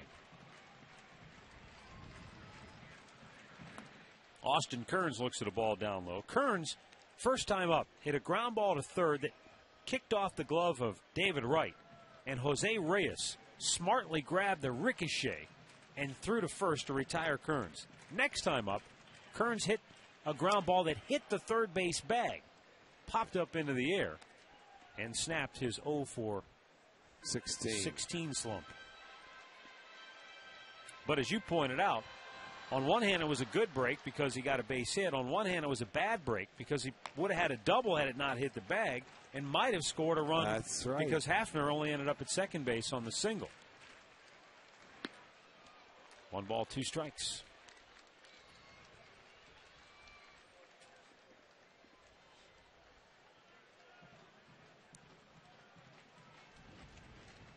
Are you seeing anything different during his slump in terms of the way he's being pitched, or is he just going through one of those periodic? You just go through spells like this where, the top hand came off of that bat, or his bottom hand, and strikes out. 5th strikeout for R.A. Dickey. We'll go back to the studios for a quick in-game update. Here's Al. All right, Matt, to Kauffman Stadium, Kansas City hosting Houston, and the Astros on the board in the first. Hunter Pence with a couple aboard, scores them both. Batter out to the ball by Scott Podsednik. That makes it 2-0 Houston. Still 2-0 Houston, headed to the third in Kansas City. Back to you. Russell Brandon looks at a strike on the outside corner.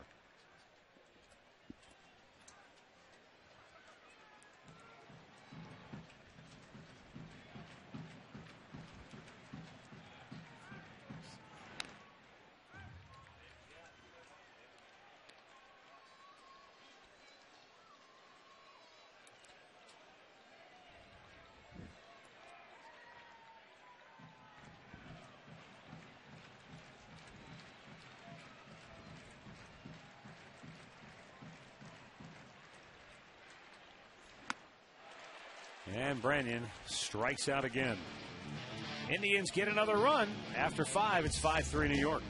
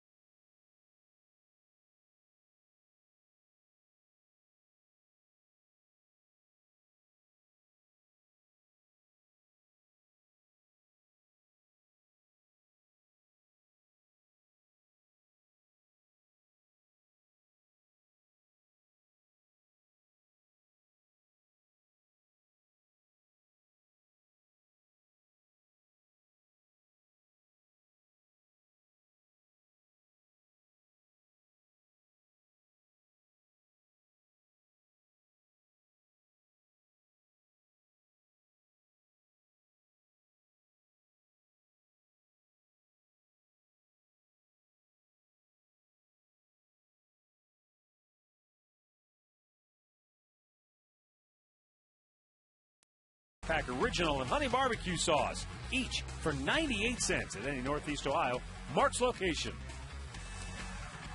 So head into your nearest Mark's, where you'll find a huge selection and low prices every day. Boy, it's a gorgeous night here in downtown Cleveland. The day did not start out so gorgeous. It was a little chilly this morning. I wasn't outside this morning like outside. you were. I was know outside. you were. Trying to hit that little white ball with not much success. Oh, shattered his bat. Valbuena will throw out Reyes. And that's one big out here in the 6th for Jake Westbrook. Hey, on this date in 1960, Ted Williams hit his 500th home run in Cleveland. That's our legendary performance brought to you by Cabot Wood Stains, and that was the difference in the ballgame. It was a 3-1 Red Sox win. 2-run homer for Teddy Ballgame.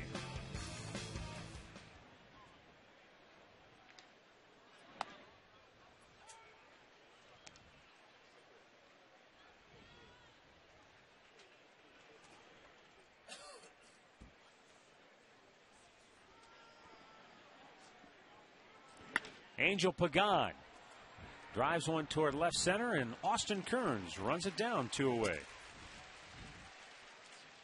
Well, the Bud Light party deck at Progressive Field is a great party area. Watch the game from a fantastic location out in right field. Plus, you can enjoy an all-you-can-eat buffet right down the right field line near the pole. Groups of 25 or more save big, just $45 per ticket. If you would like full information, call 216-420-HITS or log on to Indians.com.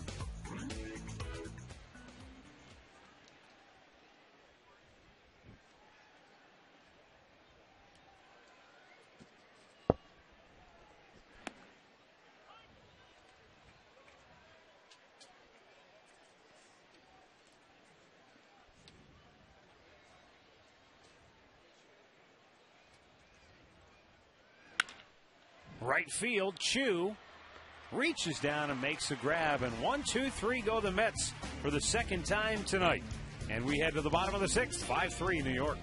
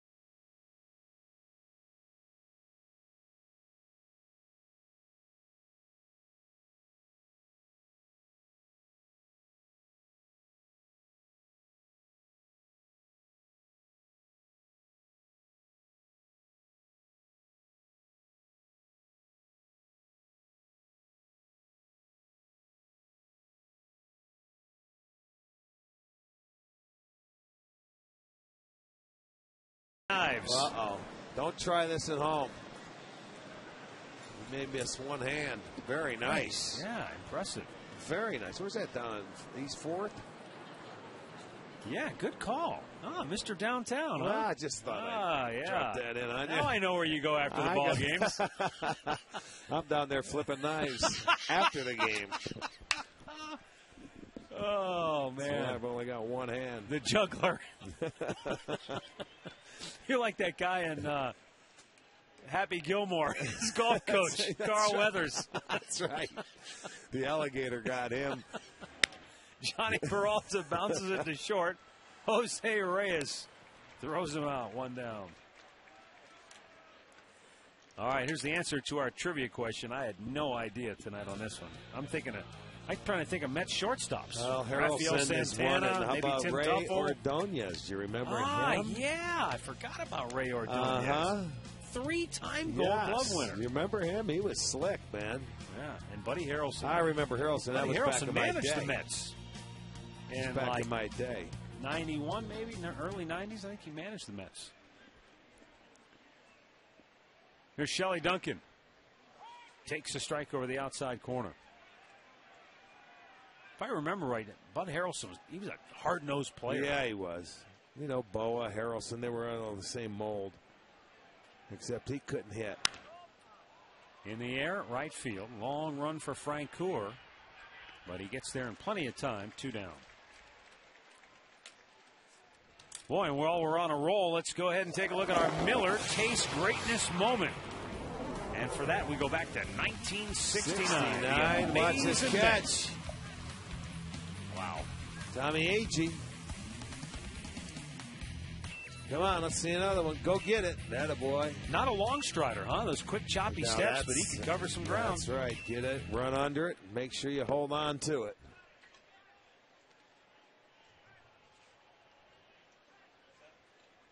Sit down, Don Ho. Tommy Boe breaking out the Hawaiian shirt to open the series. To open the homestand and to close the homestand. Yeah, we'll see it again. Can we get a shot of Tommy Boe's Hawaiian shirt?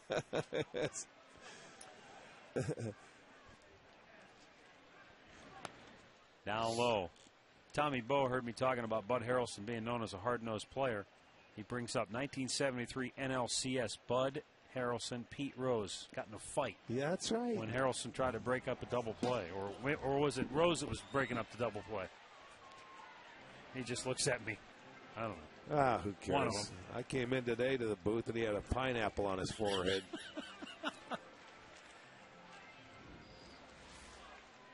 Let's see. His spike got caught out in front. Did you see that? Yeah. His front foot, it looks like that front cleat got caught and he slipped going down. Well, you said before he's not a. He just kind of glides toward home plate. Doesn't have a huge leg kick, although he walks Valbuena, and the Indians have a 2-out base runner. Only his second walk. He's walked 2 and struck out 6 today. And in his last start against Baltimore, he had a career high 8 punch-outs and only walked 1. Well, he's at 97 pitches, and it looks like there is activity in the Mets bullpen.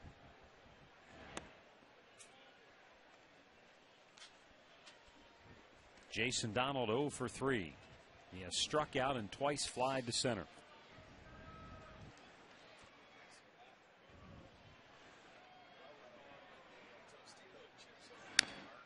You know, the interesting thing, in this series, the Indians have more hits with 2 outs than they do with less than 2 outs.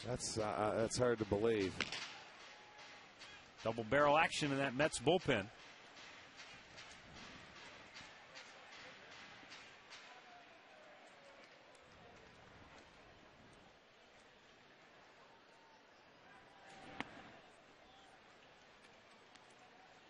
Two and 1 to count.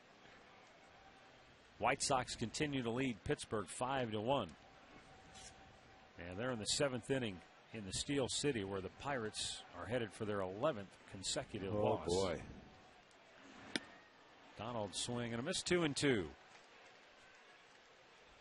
Phillies lead the Yankees 3-1. They're in the 7th inning in New York. And the Phillies trying to win that series. Philadelphia just can't seem to get it together this year. As Donald strikes out for the second time tonight, and the inning is over. 7 strikeouts for R.A. Dickey, and the Mets lead it 5-3.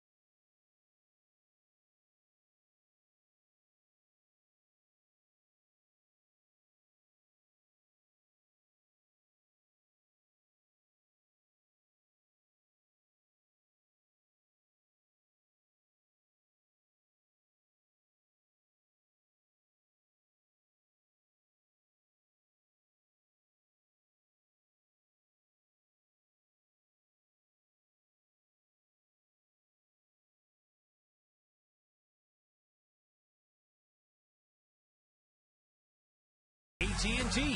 Find out more of what's possible at att.com. AT&T, rethink possible. By the Sierra from GMC. Never send a truck to do a Sierra's job. And by Wendy's. You know when it's real. Wendy's. Well, we go to the 7th inning here at Progressive Field, and Jake Westbrook, 98th pitch of the night, fouled back by Ike Davis, who has 2 hits, 2 ribbies, and a run scored. Lefty-righty action in the Indians' bullpen. Jake, 70 strikes out of his 98 pitches here tonight. He had a really rough first inning where he gave up 6 hits and only got out of that inning when Shelley Duncan threw out a runner at home plate. That is right. But since then, you know, he's pitched well. He did give up 2 more runs in that 4th inning. But the way this game started, you wonder he won't even be around by the 4th inning of this game. But he has he's hung around. Well, the last 2 games he started out was a little shaky. But you're right. When you give up 6 hits in an inning, and you're able to go take your team into the 7th inning, that's battling. You know, and he's pitched 7 innings in his last, 2 out of his last 3 starts, 3 out of his last 4, for that matter. The only time was at Chicago White Sox. And Jake has gotten very good run support this year. The last 3 starts, they've given him over 7 runs a ball game, but today they're only at the 3 tally. Scoreboard update brought to you by Wendy's. You know when it's real, Wendy's.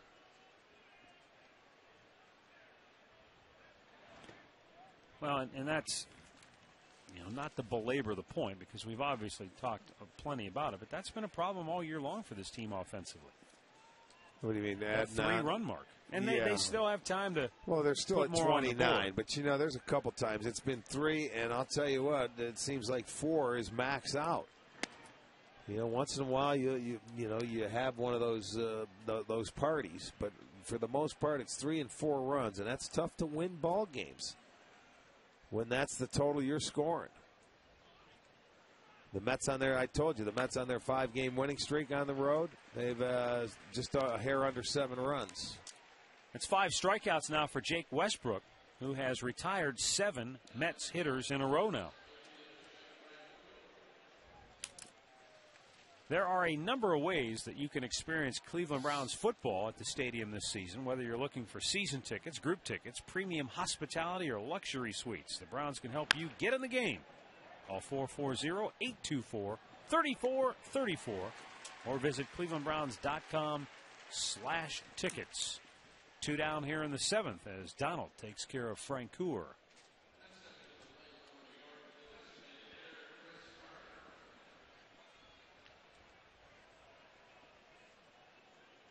Well, I'll tell you, if he gets that one more out and he can give you 7 innings, that's a terrific battle for Westbrook. What he's going to have to do is try and figure out a way to get started a little bit better, because once he settles in, he's very good.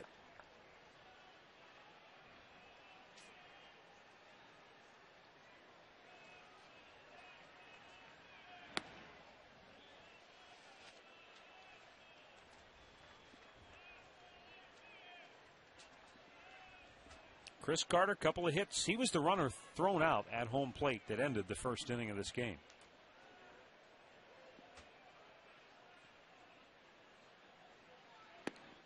And then his last time up, he fouled a ball off of his back knee, his left knee,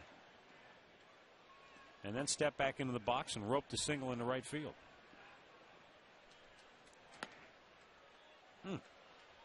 3-1. Didn't get the call. Close pitch.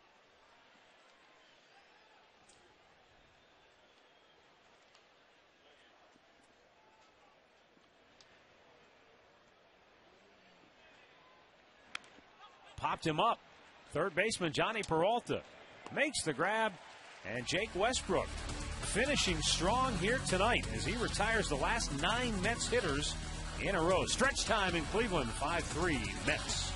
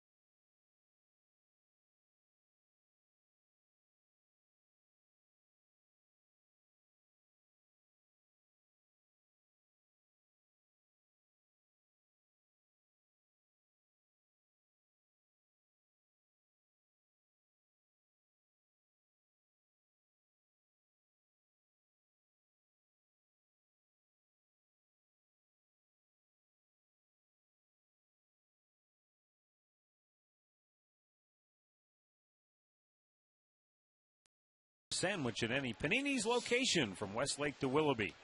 Panini's is your patio headquarters. For a list of all their locations, visit paninisgrill.com. R.A. Dickey goes 6 innings tonight, and the Mets turn it over to their bullpen. And we'll see the left-handed side armor, Pedro Feliciano, once again.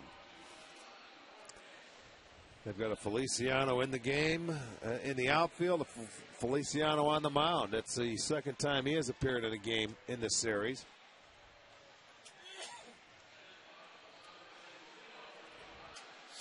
Coming on to face Chu, Santana, and Hapner. So you've got 2 out of the 3 left-handers. Santana will flip over to the right side of the dish. Westbrook gave his pitching coach 7 innings. That's battling right there. After you said about a 30-pitch first inning and 6 hits and 3 runs. Shin-Soo Choo to lead it off for the Tribe. He's 2 for 3 tonight. 2 singles, 2 runs scored.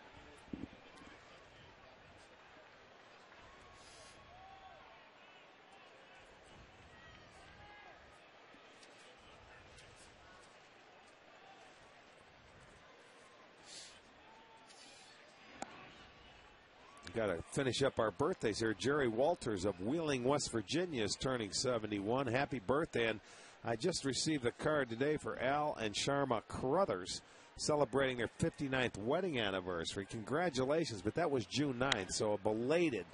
Yeah. And I apologize because I just received your letter today. So, Al and Sharma, sorry about that. Happy anniversary indeed. 59th. Yes, indeed. So next year will be number 60. Whew. They got married early, didn't they? How do they do? 50s, what, golden? Yeah. 75th is platinum? Silver? No, silver's 25th. Be lucky to live to 75, let alone be married for 75. How do I know? Diamond. It would be the diamond anniversary. Who helped you out on that one? Schnack. Of course, Schnacky would know. How would he know? He's not even married, is he? Swung on and missed. Full count.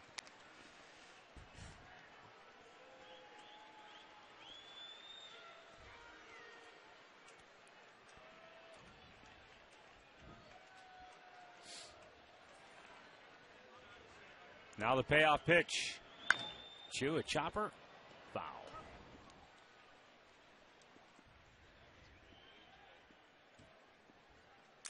Shin-Soo Choo was 0 for 8 in the series coming in. Struck out his first time up. Then he singled and scored on an error with 2 outs in the 3rd inning. Then he singled and scored on an RBI groundout in the 5th.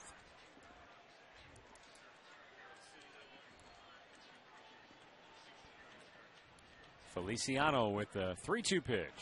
And again, Choo fights it off.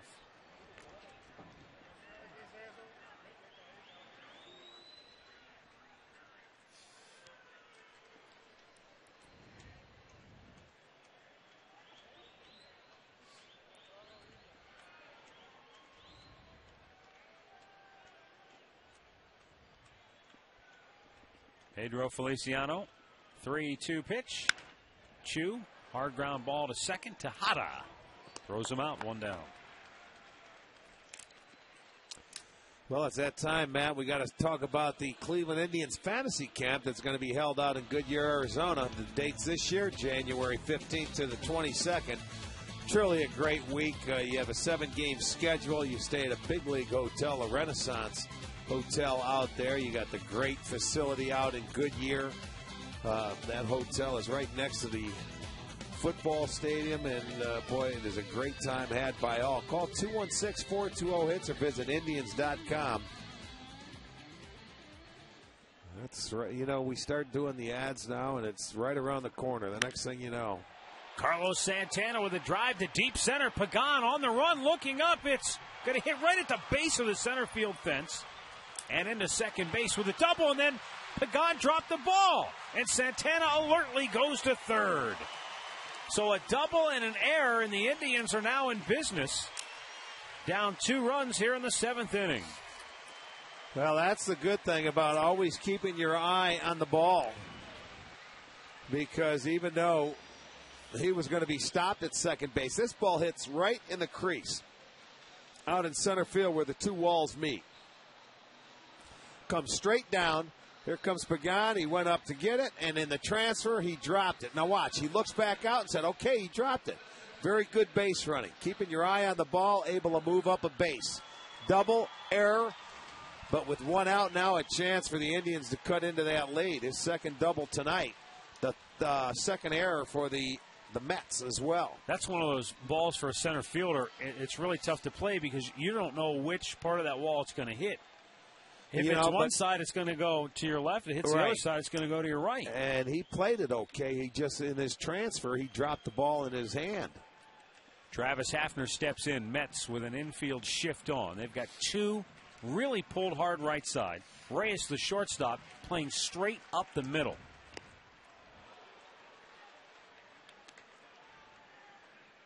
Look at Reyes. He's directly behind the pitcher. Yeah, he was. You're right. You got to go to one side or the other where the pitcher falls off the mound where you can see the ball. It's true. You can't play behind him or you wouldn't see the batter swing at the pitch.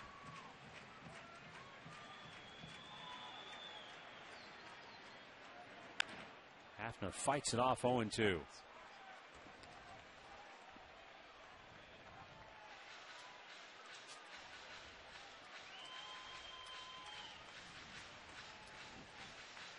Boy, this guy, Pedro Feliciano, you talk about durable and consistent. Over the last 4 years, his ERA is .304, and he's appeared in an average of 79 games a season. Wow, that's every other day. That's incredible. Here's his numbers: 78, 86, 86, and before that was 64. Ooh. So that's a ton of games.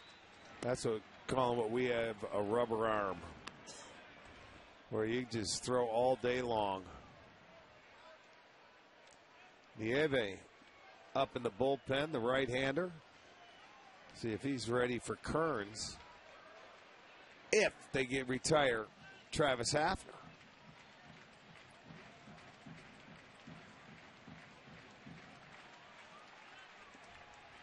Now the 1-2.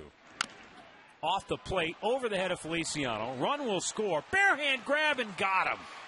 Man, oh man, Reyes has been spectacular in this series for the Mets, but the Indians draw within a run now. It's a 5-4 ball game. Hafner with his second run batted in on the night. Well, you take it right off a home plate. You know it was going to get the run, so the error actually hurts the Mets. It gives the Indians a run. It's now a 5-4 game, and a lot of ball game left. Austin Kearns 1 for 3 tonight.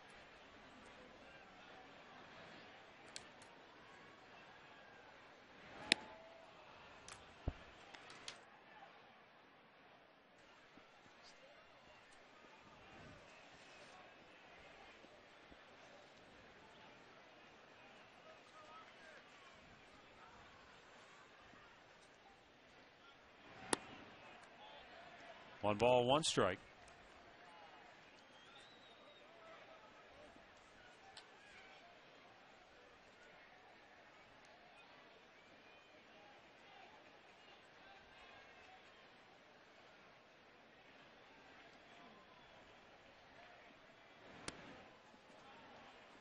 Pedro Feliciano at 33 years old.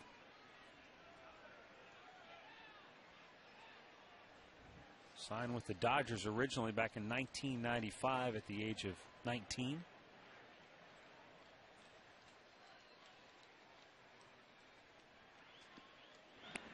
Baseball players are so routine oriented, and for Feliciano, he said that's the key for him. He does the same thing every day. How about this? A pretty good routine. Before every game, he soaks in a hot tub, plays a little catch, and he runs. First 5 innings, he sits out in the bullpen and hoots on his teammates, cracks jokes, tries to keep himself loose. Then he starts to stretch, gets loose, and ready to be called upon. That's a daily ritual. He's going to be used every other day. Well, that's 86 true. 86 times. That's incredible. 86 games in 2008, 88 games the next year. That's scary. And what's he on pace for so far here? Where this is game 65, well, for the Indians. Yeah, 66 for the Mets. And this is his, I lost I got a 39th. 39th appearance, so yeah. He leads that team again. Austin Kearns with his second hit of the night. He's 2 for 4, and the inning stays alive now. And Russell Brandon will be the batter against Feliciano.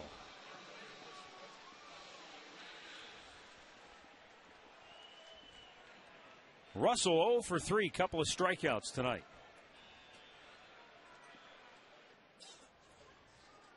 Brandon tied for the team lead with 8 home runs. And Kathy Scheck of Talmadge would certainly like some free gasoline. And a home run here would put the Indians on top. First pitch strike.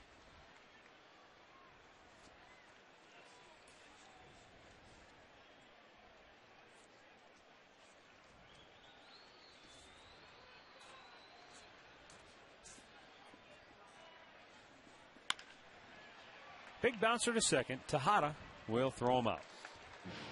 Indians get another run. And we'll go to the 8th. It's now 5-4 New York.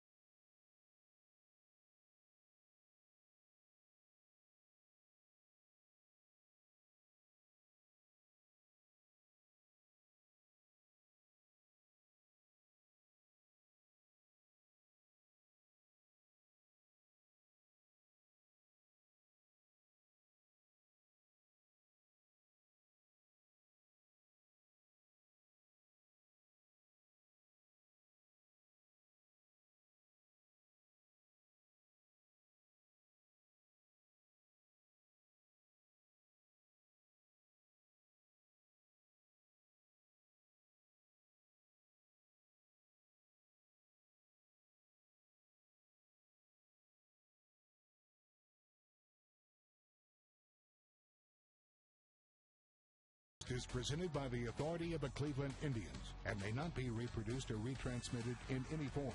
And the accounts and descriptions of this game may not be disseminated without the express written consent of the Cleveland Indians.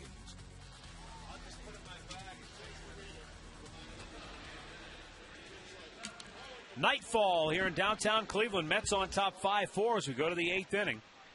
Tribe has fought and scratched and clawed and hanging around. They're only down a run now. Chris Perez will come on for the 26th time this year. 259 earned run average. He's walked 11, struck out 17 in his 24 innings of work. Bottom third of the Mets order due up here. Well, just keep it right where it's at to give your team that chance to come back. The Indians have been able to put one on the board in the 2nd, 3rd, 5th, and 7th. But it's been the crooked numbers for the Mets early. The 1st and the 4th. Blanco fouls it out of play. 0-2 the count.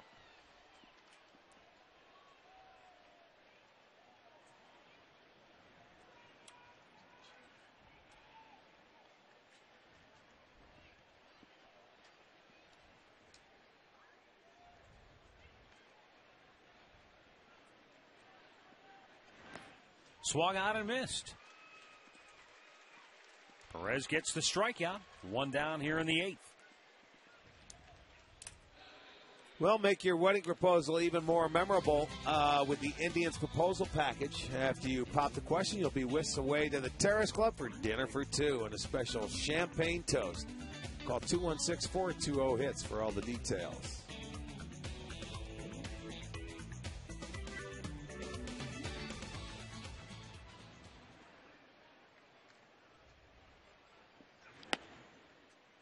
Jesus Feliciano takes a strike.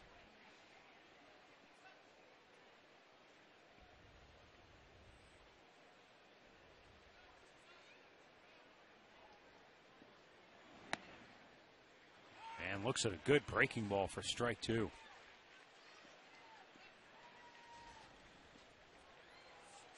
Feliciano's father played for the Puerto Rican national team that appeared in the 88 and 92 Olympics. Balbuena with a sensational play on the move, do or die type deal. And he unloaded in a hurry to get Feliciano for out number two. Yeah, very nice play on the run. Look at Perez going back after it. Even if he gets it, he's not going to make a play, but you have to come in, you get rid of it in a hurry. And he had a nice little touch on that ball where he didn't fire it too hard on Branyan on the run. So a nice play there by Luis Balbuena. That'll bring up Ruben Tejada.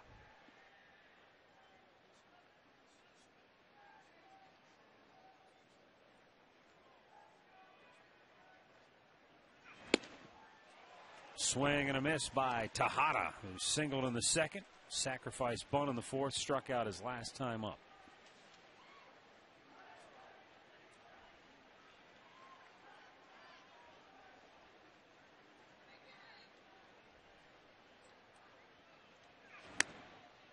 Just missed with the heater outside.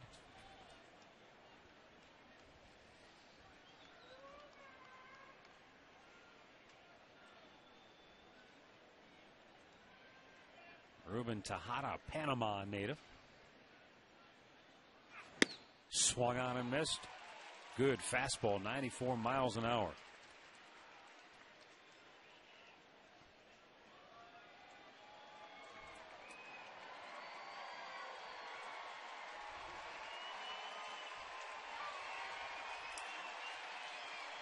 Perez trying to work a 1-2-3 eighth inning. Back out of play.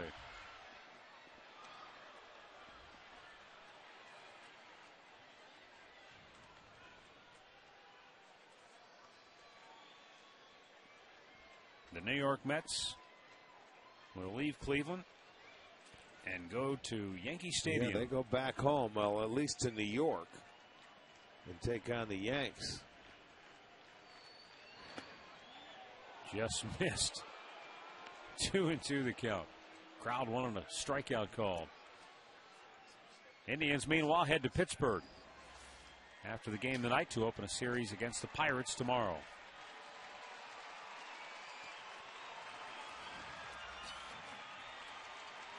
Two. Popped him up. Going to be a tough play, though. Donald, long run. Kearns won't get it. Tejada with a Texas leaguer. And that snaps a string of 11 straight Mets hitters that had been retired. And he has a two-hit night.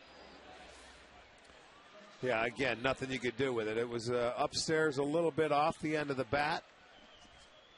Why was Kearns so deep, do you think, there with Tejada at the plate? Well, I don't. You know, he's not a natural center fielder, so he may want to play a little bit deeper than normal.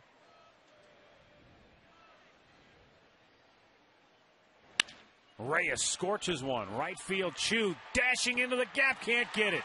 Goes to the wall, coming around all the way from first to score is Tejada. On his way to third is Reyes, and he's in there with an RBI triple. So the bloop two-out single by Tejada pays dividends as Reyes delivers his third hit of the night. And the Mets now lead it 6-4. Well, you talk about excitement, and this kid, Reyes, has got it, man. He just plugs the gap, goes out and hits that first fastball. Chu was thinking of diving, he just couldn't get there.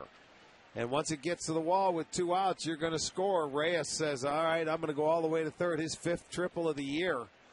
He gets in there head first And that's that insurance run they're looking for.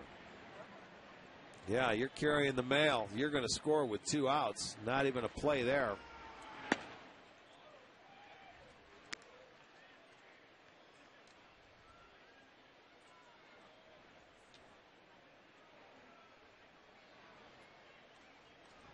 Angel Pagan already 2 hits on the night.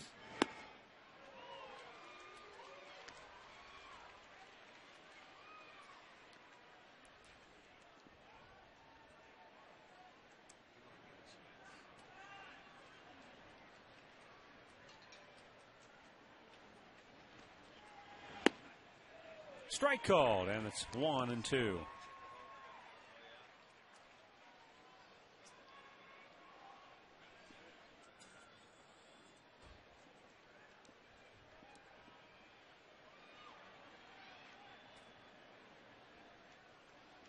Perez lets it fly, and it's hit sky high.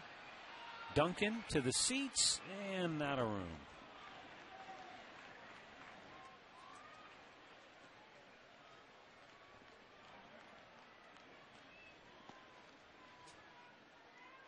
Jose Reyes with a 2-out triple.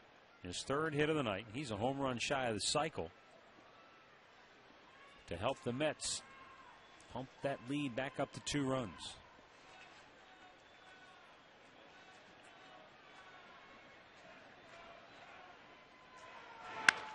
Weekly hit.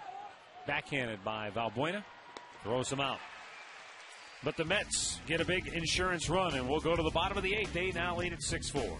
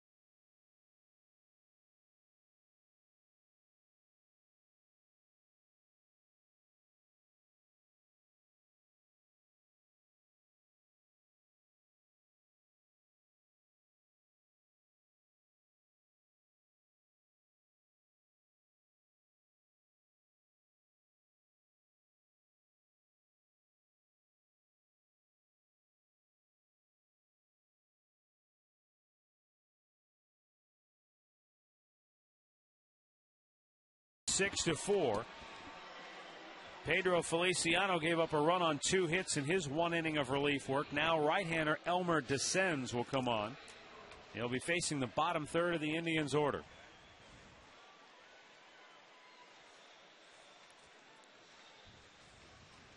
Elmer Descends appearing for the 9th time this year.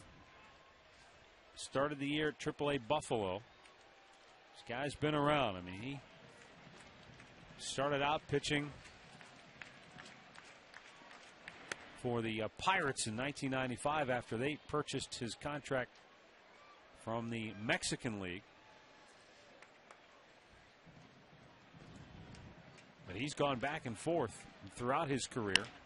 Peralta trying to find the hole. Reyes, backhander. Got him. Oh, wow. Man. He has had some kind of game, hasn't he? Unbelievable. Every close call, it seems, at first base, the Indians are a quarter or a half step late. It's unbelievable. And this guy threw from the seat of his pants. I mean, he gets rid of it, and it was a nice pick by Davis at first. Now, he had to get rid of it because he didn't catch it cleanly. So he gets it into his glove, and there's the pick. Nicely done by Davis. And, you know, Johnny's not the quickest, and there you'll see it. He is out. If you hold on to it, and he did. His footwork looked a little funky going into Johnny's? the bag there, too. Yeah, it was in between. He was caught in between, probably watching the play. Duncan tries to line it past Reyes. Well, you can't test this guy anymore because he's made every play in this series. He's fun to watch. This kid can really play. Both sides. He's having fun out there. Look at the smile. Absolutely. When you're doing what he's doing, man, you ought to smile. He gets a backhander on the ground. He takes one in the air. He's got 3 knocks. He's having a good time. Well, that was automatic for him. He feels like he's out there playing all by himself, probably. It's like Little League right now for him. When you're playing that position and you can play it well, it's a lot of fun, boy. The middle part of the diamond, get all the action. He's done it with his bat, with his glove, and his arm. And his legs. Yeah, he showed a little bit of everything today. He scored 5 runs in the series. He has 5 hits in the series.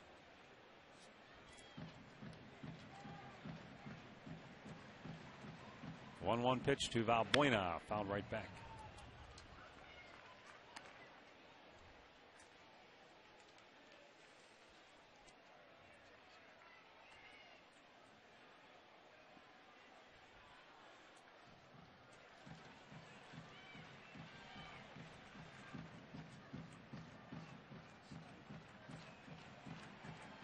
The 1-2 to Valbuena, chopper to first. Big hop for Davis. The flip. 1, 2, 3. We go to the 9th. 6-4 New York.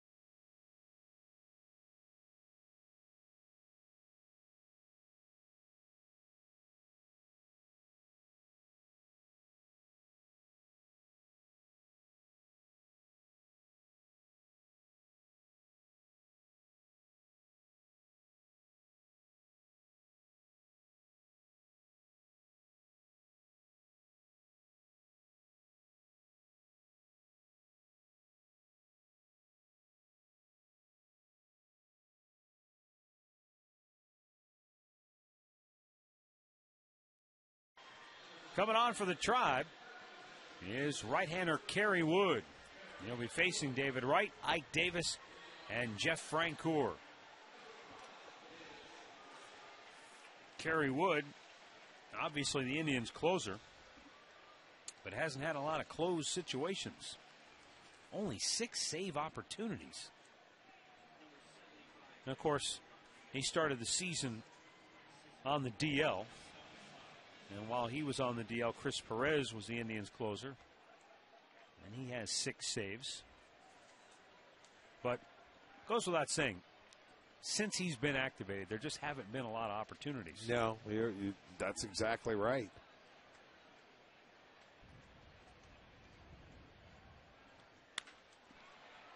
And a base hit to start the ninth for David Wright. Looked like the cutter from Kerry Wood.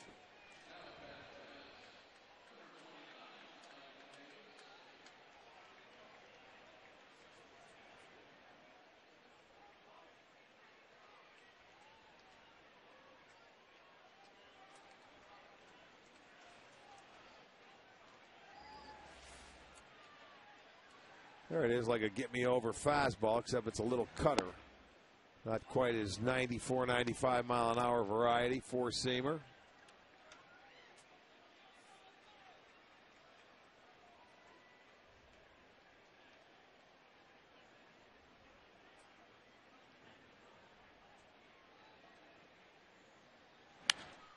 Pop back out of play.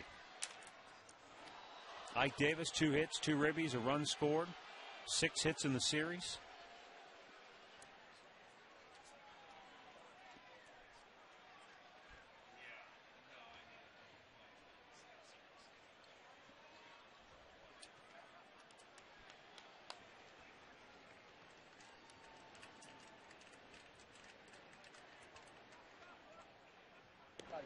Off the glove of Brandon, there goes David Wright. Wow. I mean, that ball was catchable, but it goes right off Brannon's glove. It is an error charge. Yeah, I mean, I don't know if he was surprised by Kerry throwing it over there, but Wright can run. It's right there.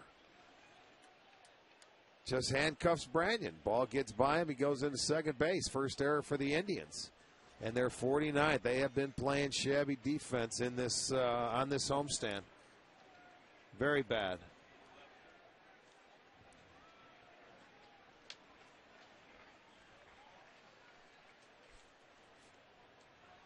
The 0-2, it gets away from Santana. Well, I don't know how it didn't hit Davis. You talk about gift wrapping a run right here for him. That's a wild pitch. Breaking ball down in the dirt.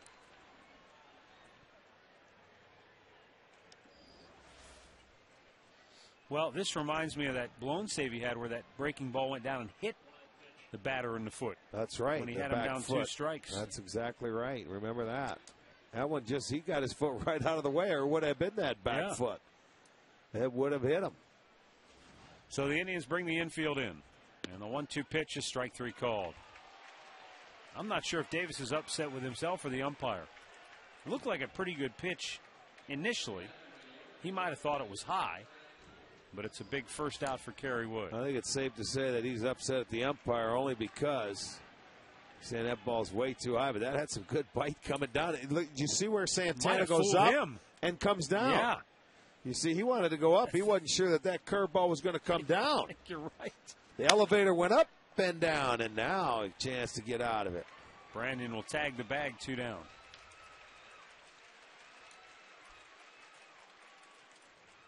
And I guess, Rick, in defense of Santana, he hasn't. Has he caught Kerry Wood since he's come up? I don't think so, no. Unless he pitched in the Washington series. I don't remember. No, I don't think he's caught Kerry Wood. So he hasn't caught him since, spring training. Well, that's and different. if that was the first week of spring training, because Kerry was shut down.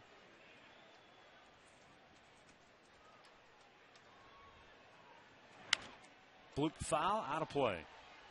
Chris Carter, 2 for 4 tonight.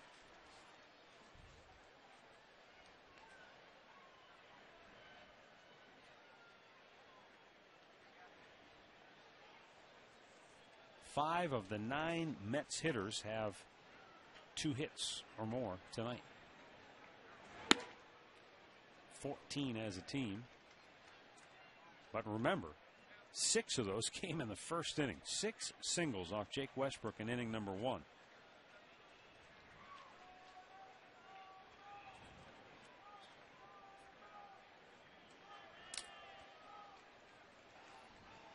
The 1-1.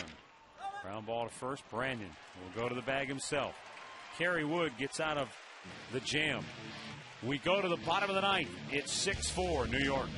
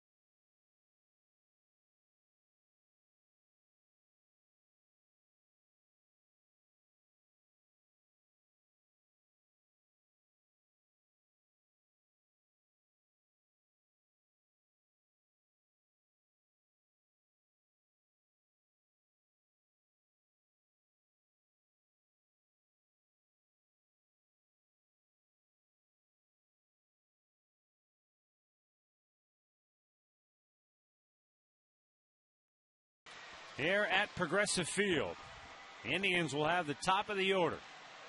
Trevor Crowe is going to come off the bench and pinch hit for Jason Donald. Francisco Rodriguez will try to save his 15th game of the year.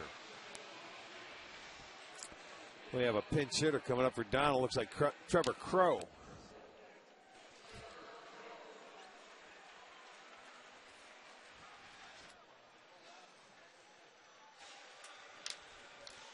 All right, so we got the same situation we had, Rick, in game one, where Rodriguez came on. Of course, that time he had a 3-run lead.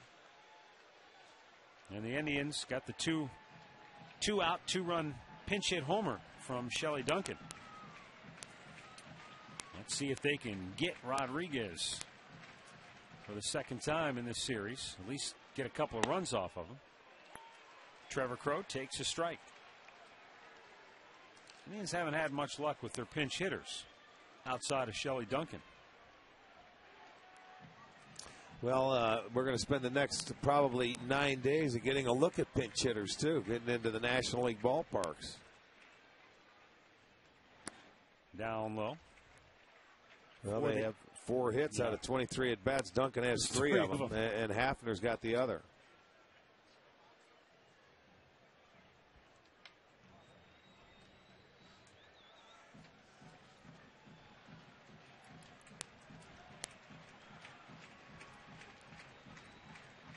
Rodriguez.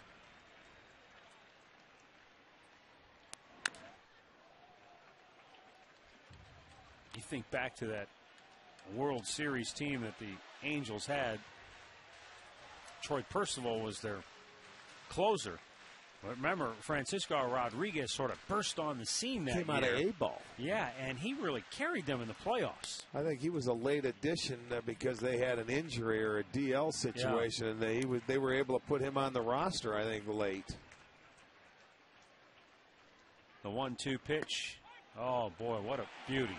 Blanco drops it, and he'll throw him out. 1 down here in the ninth. You know, the Reese. Oh, hold on a second. Let's check out the player of the game, Jose Reyes. Well, he's the player of the series for me. Yeah, he had a whale of a game tonight. 3 for 5, 6 assists. He was all over the field. You know, and we gave you the score. You know, the numbers when he scores a run, and he's been very, very good.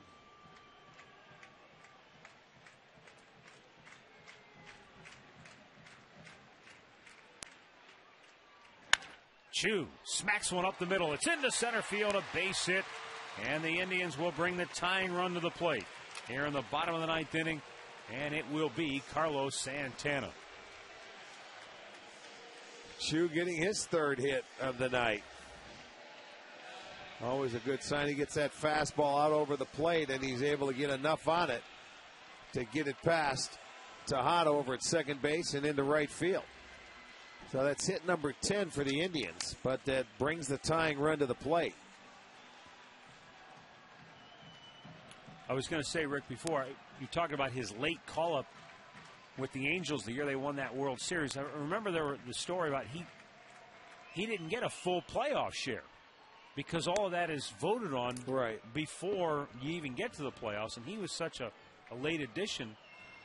You get service time is what you get. Yeah. You know, you prorate it on the days you were in the big leagues. But you don't mind about the share if you're on that team and you win the series and you're a part of it. Swung on and missed, and Blanco's having a little trouble holding on to the ball here. Another one pops loose, but Chu staying put.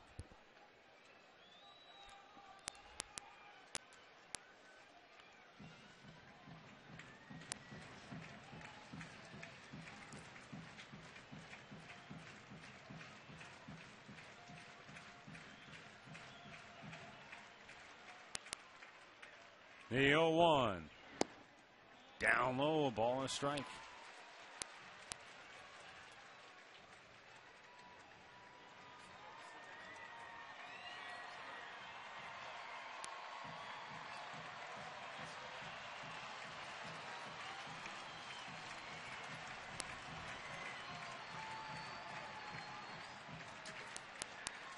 Here's the 1-1. Santana drives it foul. Deep down the right side, but well foul. And that sends Blanco out to the mound.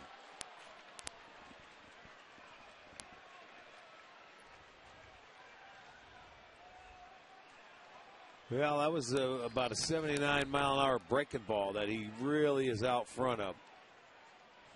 It gives him some swinging room, and he hits it down into the corner.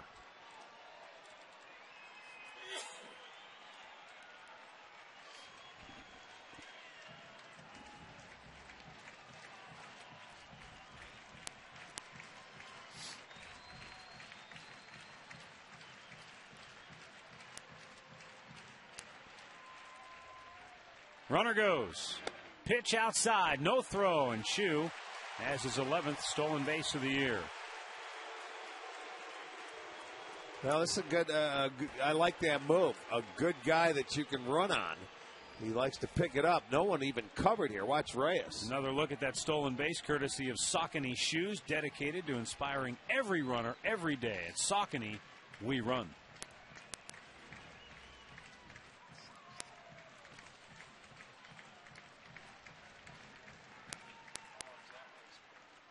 The 2-2 to Santana.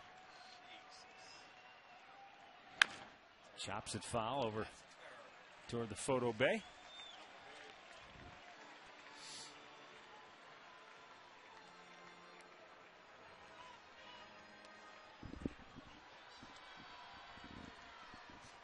Santana has doubled in each of his last 2 plate appearances.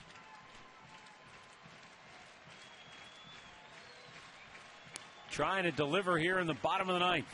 He's the tying run at the plate.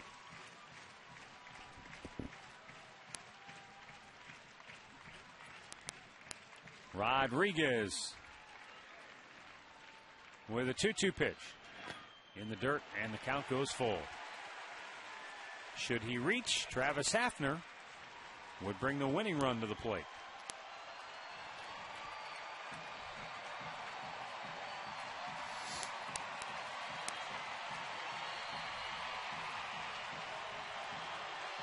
Just over 14,000 on hand for this series finale.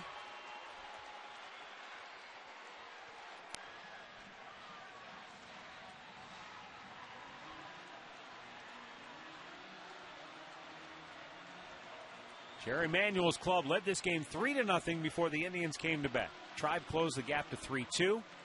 Then the Mets scored a pair to make it a 5-2 game. Indians have chipped away since then. Mets got another run in the 8th.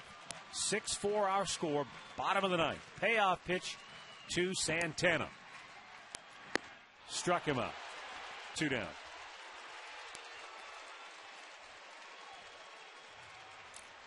Well, I will say this.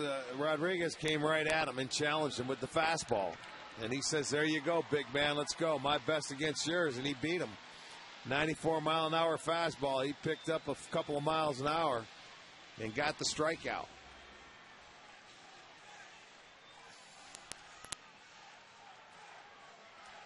And at worst, you know, Rick, it looked like he tried to go to the outside part of the plate. So he tried to keep it away and make him in. If you hit it out the other way. Yeah, that's right. Now here's Pronk. Mets shift 3 on the right side for Hafner. Oh, and he was swinging to try to knock down the right field stands and came up empty. This is mano a mano right here. Heat versus power. He struck out Santana. Now he's trying to take care of Hafner. Conrad's postgame show comes your way right after the ball game. We'll look back at the highlights and get you set up for the road trip. Interleague road trip will have the Indians heading to Pittsburgh, Philadelphia, and Cincinnati. Pretty good career numbers for Hafner against K-Rod.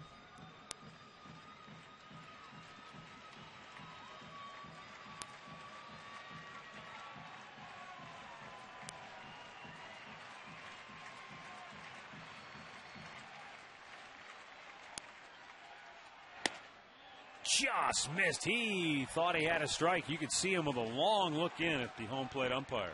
Well, that's where he's going to keep it. If Hafner's going to hit one, he's going to make him try and beat him the other way. This is just off the outside edge.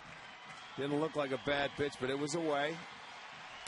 He can't tell because when he finishes his pitch, he's no, almost that's exactly right. He falls off. halfway to the dugout.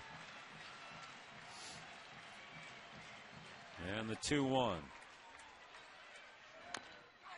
Oh, Hafner's not happy. He chased a pitch that was probably a ball, and it ticked off his bat. Well, I don't know. That might have been about the same spot with another fastball, and he wanted to get out there and cheat on it, and it's hard to tell, but he did check it. It was a good pitch. That would have been a strike, maybe. You see, he's just upset that he didn't get a good swing on it, and it hit his bat. Those who are here are on their feet. 2 balls, 2 strikes, 2 outs. Tying run at the plate. Bottom of the ninth. Francisco Rodriguez trying to close it out. Travis Hafner trying to extend this game for the Indians. 17th pitch of the 9th inning for Rodriguez. Way outside, full count.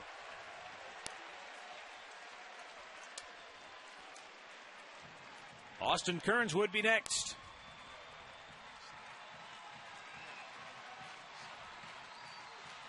Hafner probably figuring that, like Santana, Rodriguez is going to come right at him too.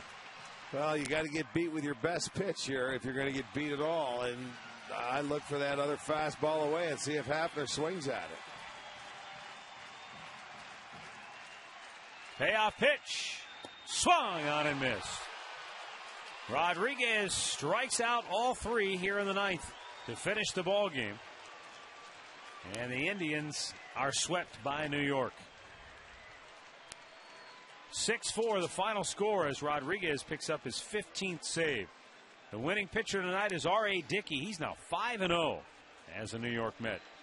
Losing pitcher Jake Westbrook drops to 4-4. With that win, New York now 10 games above 500. They're 38-28. Tribe drops to 25-40 on the season. Well, it's time now for our play of the game, brought to you by KeyBank, banking home of your Cleveland Indians. Let's go back to that first inning. First and second, nobody out. Westbrook gets that move, and they had him picked off, and Valbuena dropped the ball. Dropped the ball. He stepped on the hand of Reyes, and there it is. I don't know if he took his eye off. He just pushed it out of his glove. He would have had an out. Unfortunately, they went on to score 3 runs. And that is going to be our KeyBank key play of the game.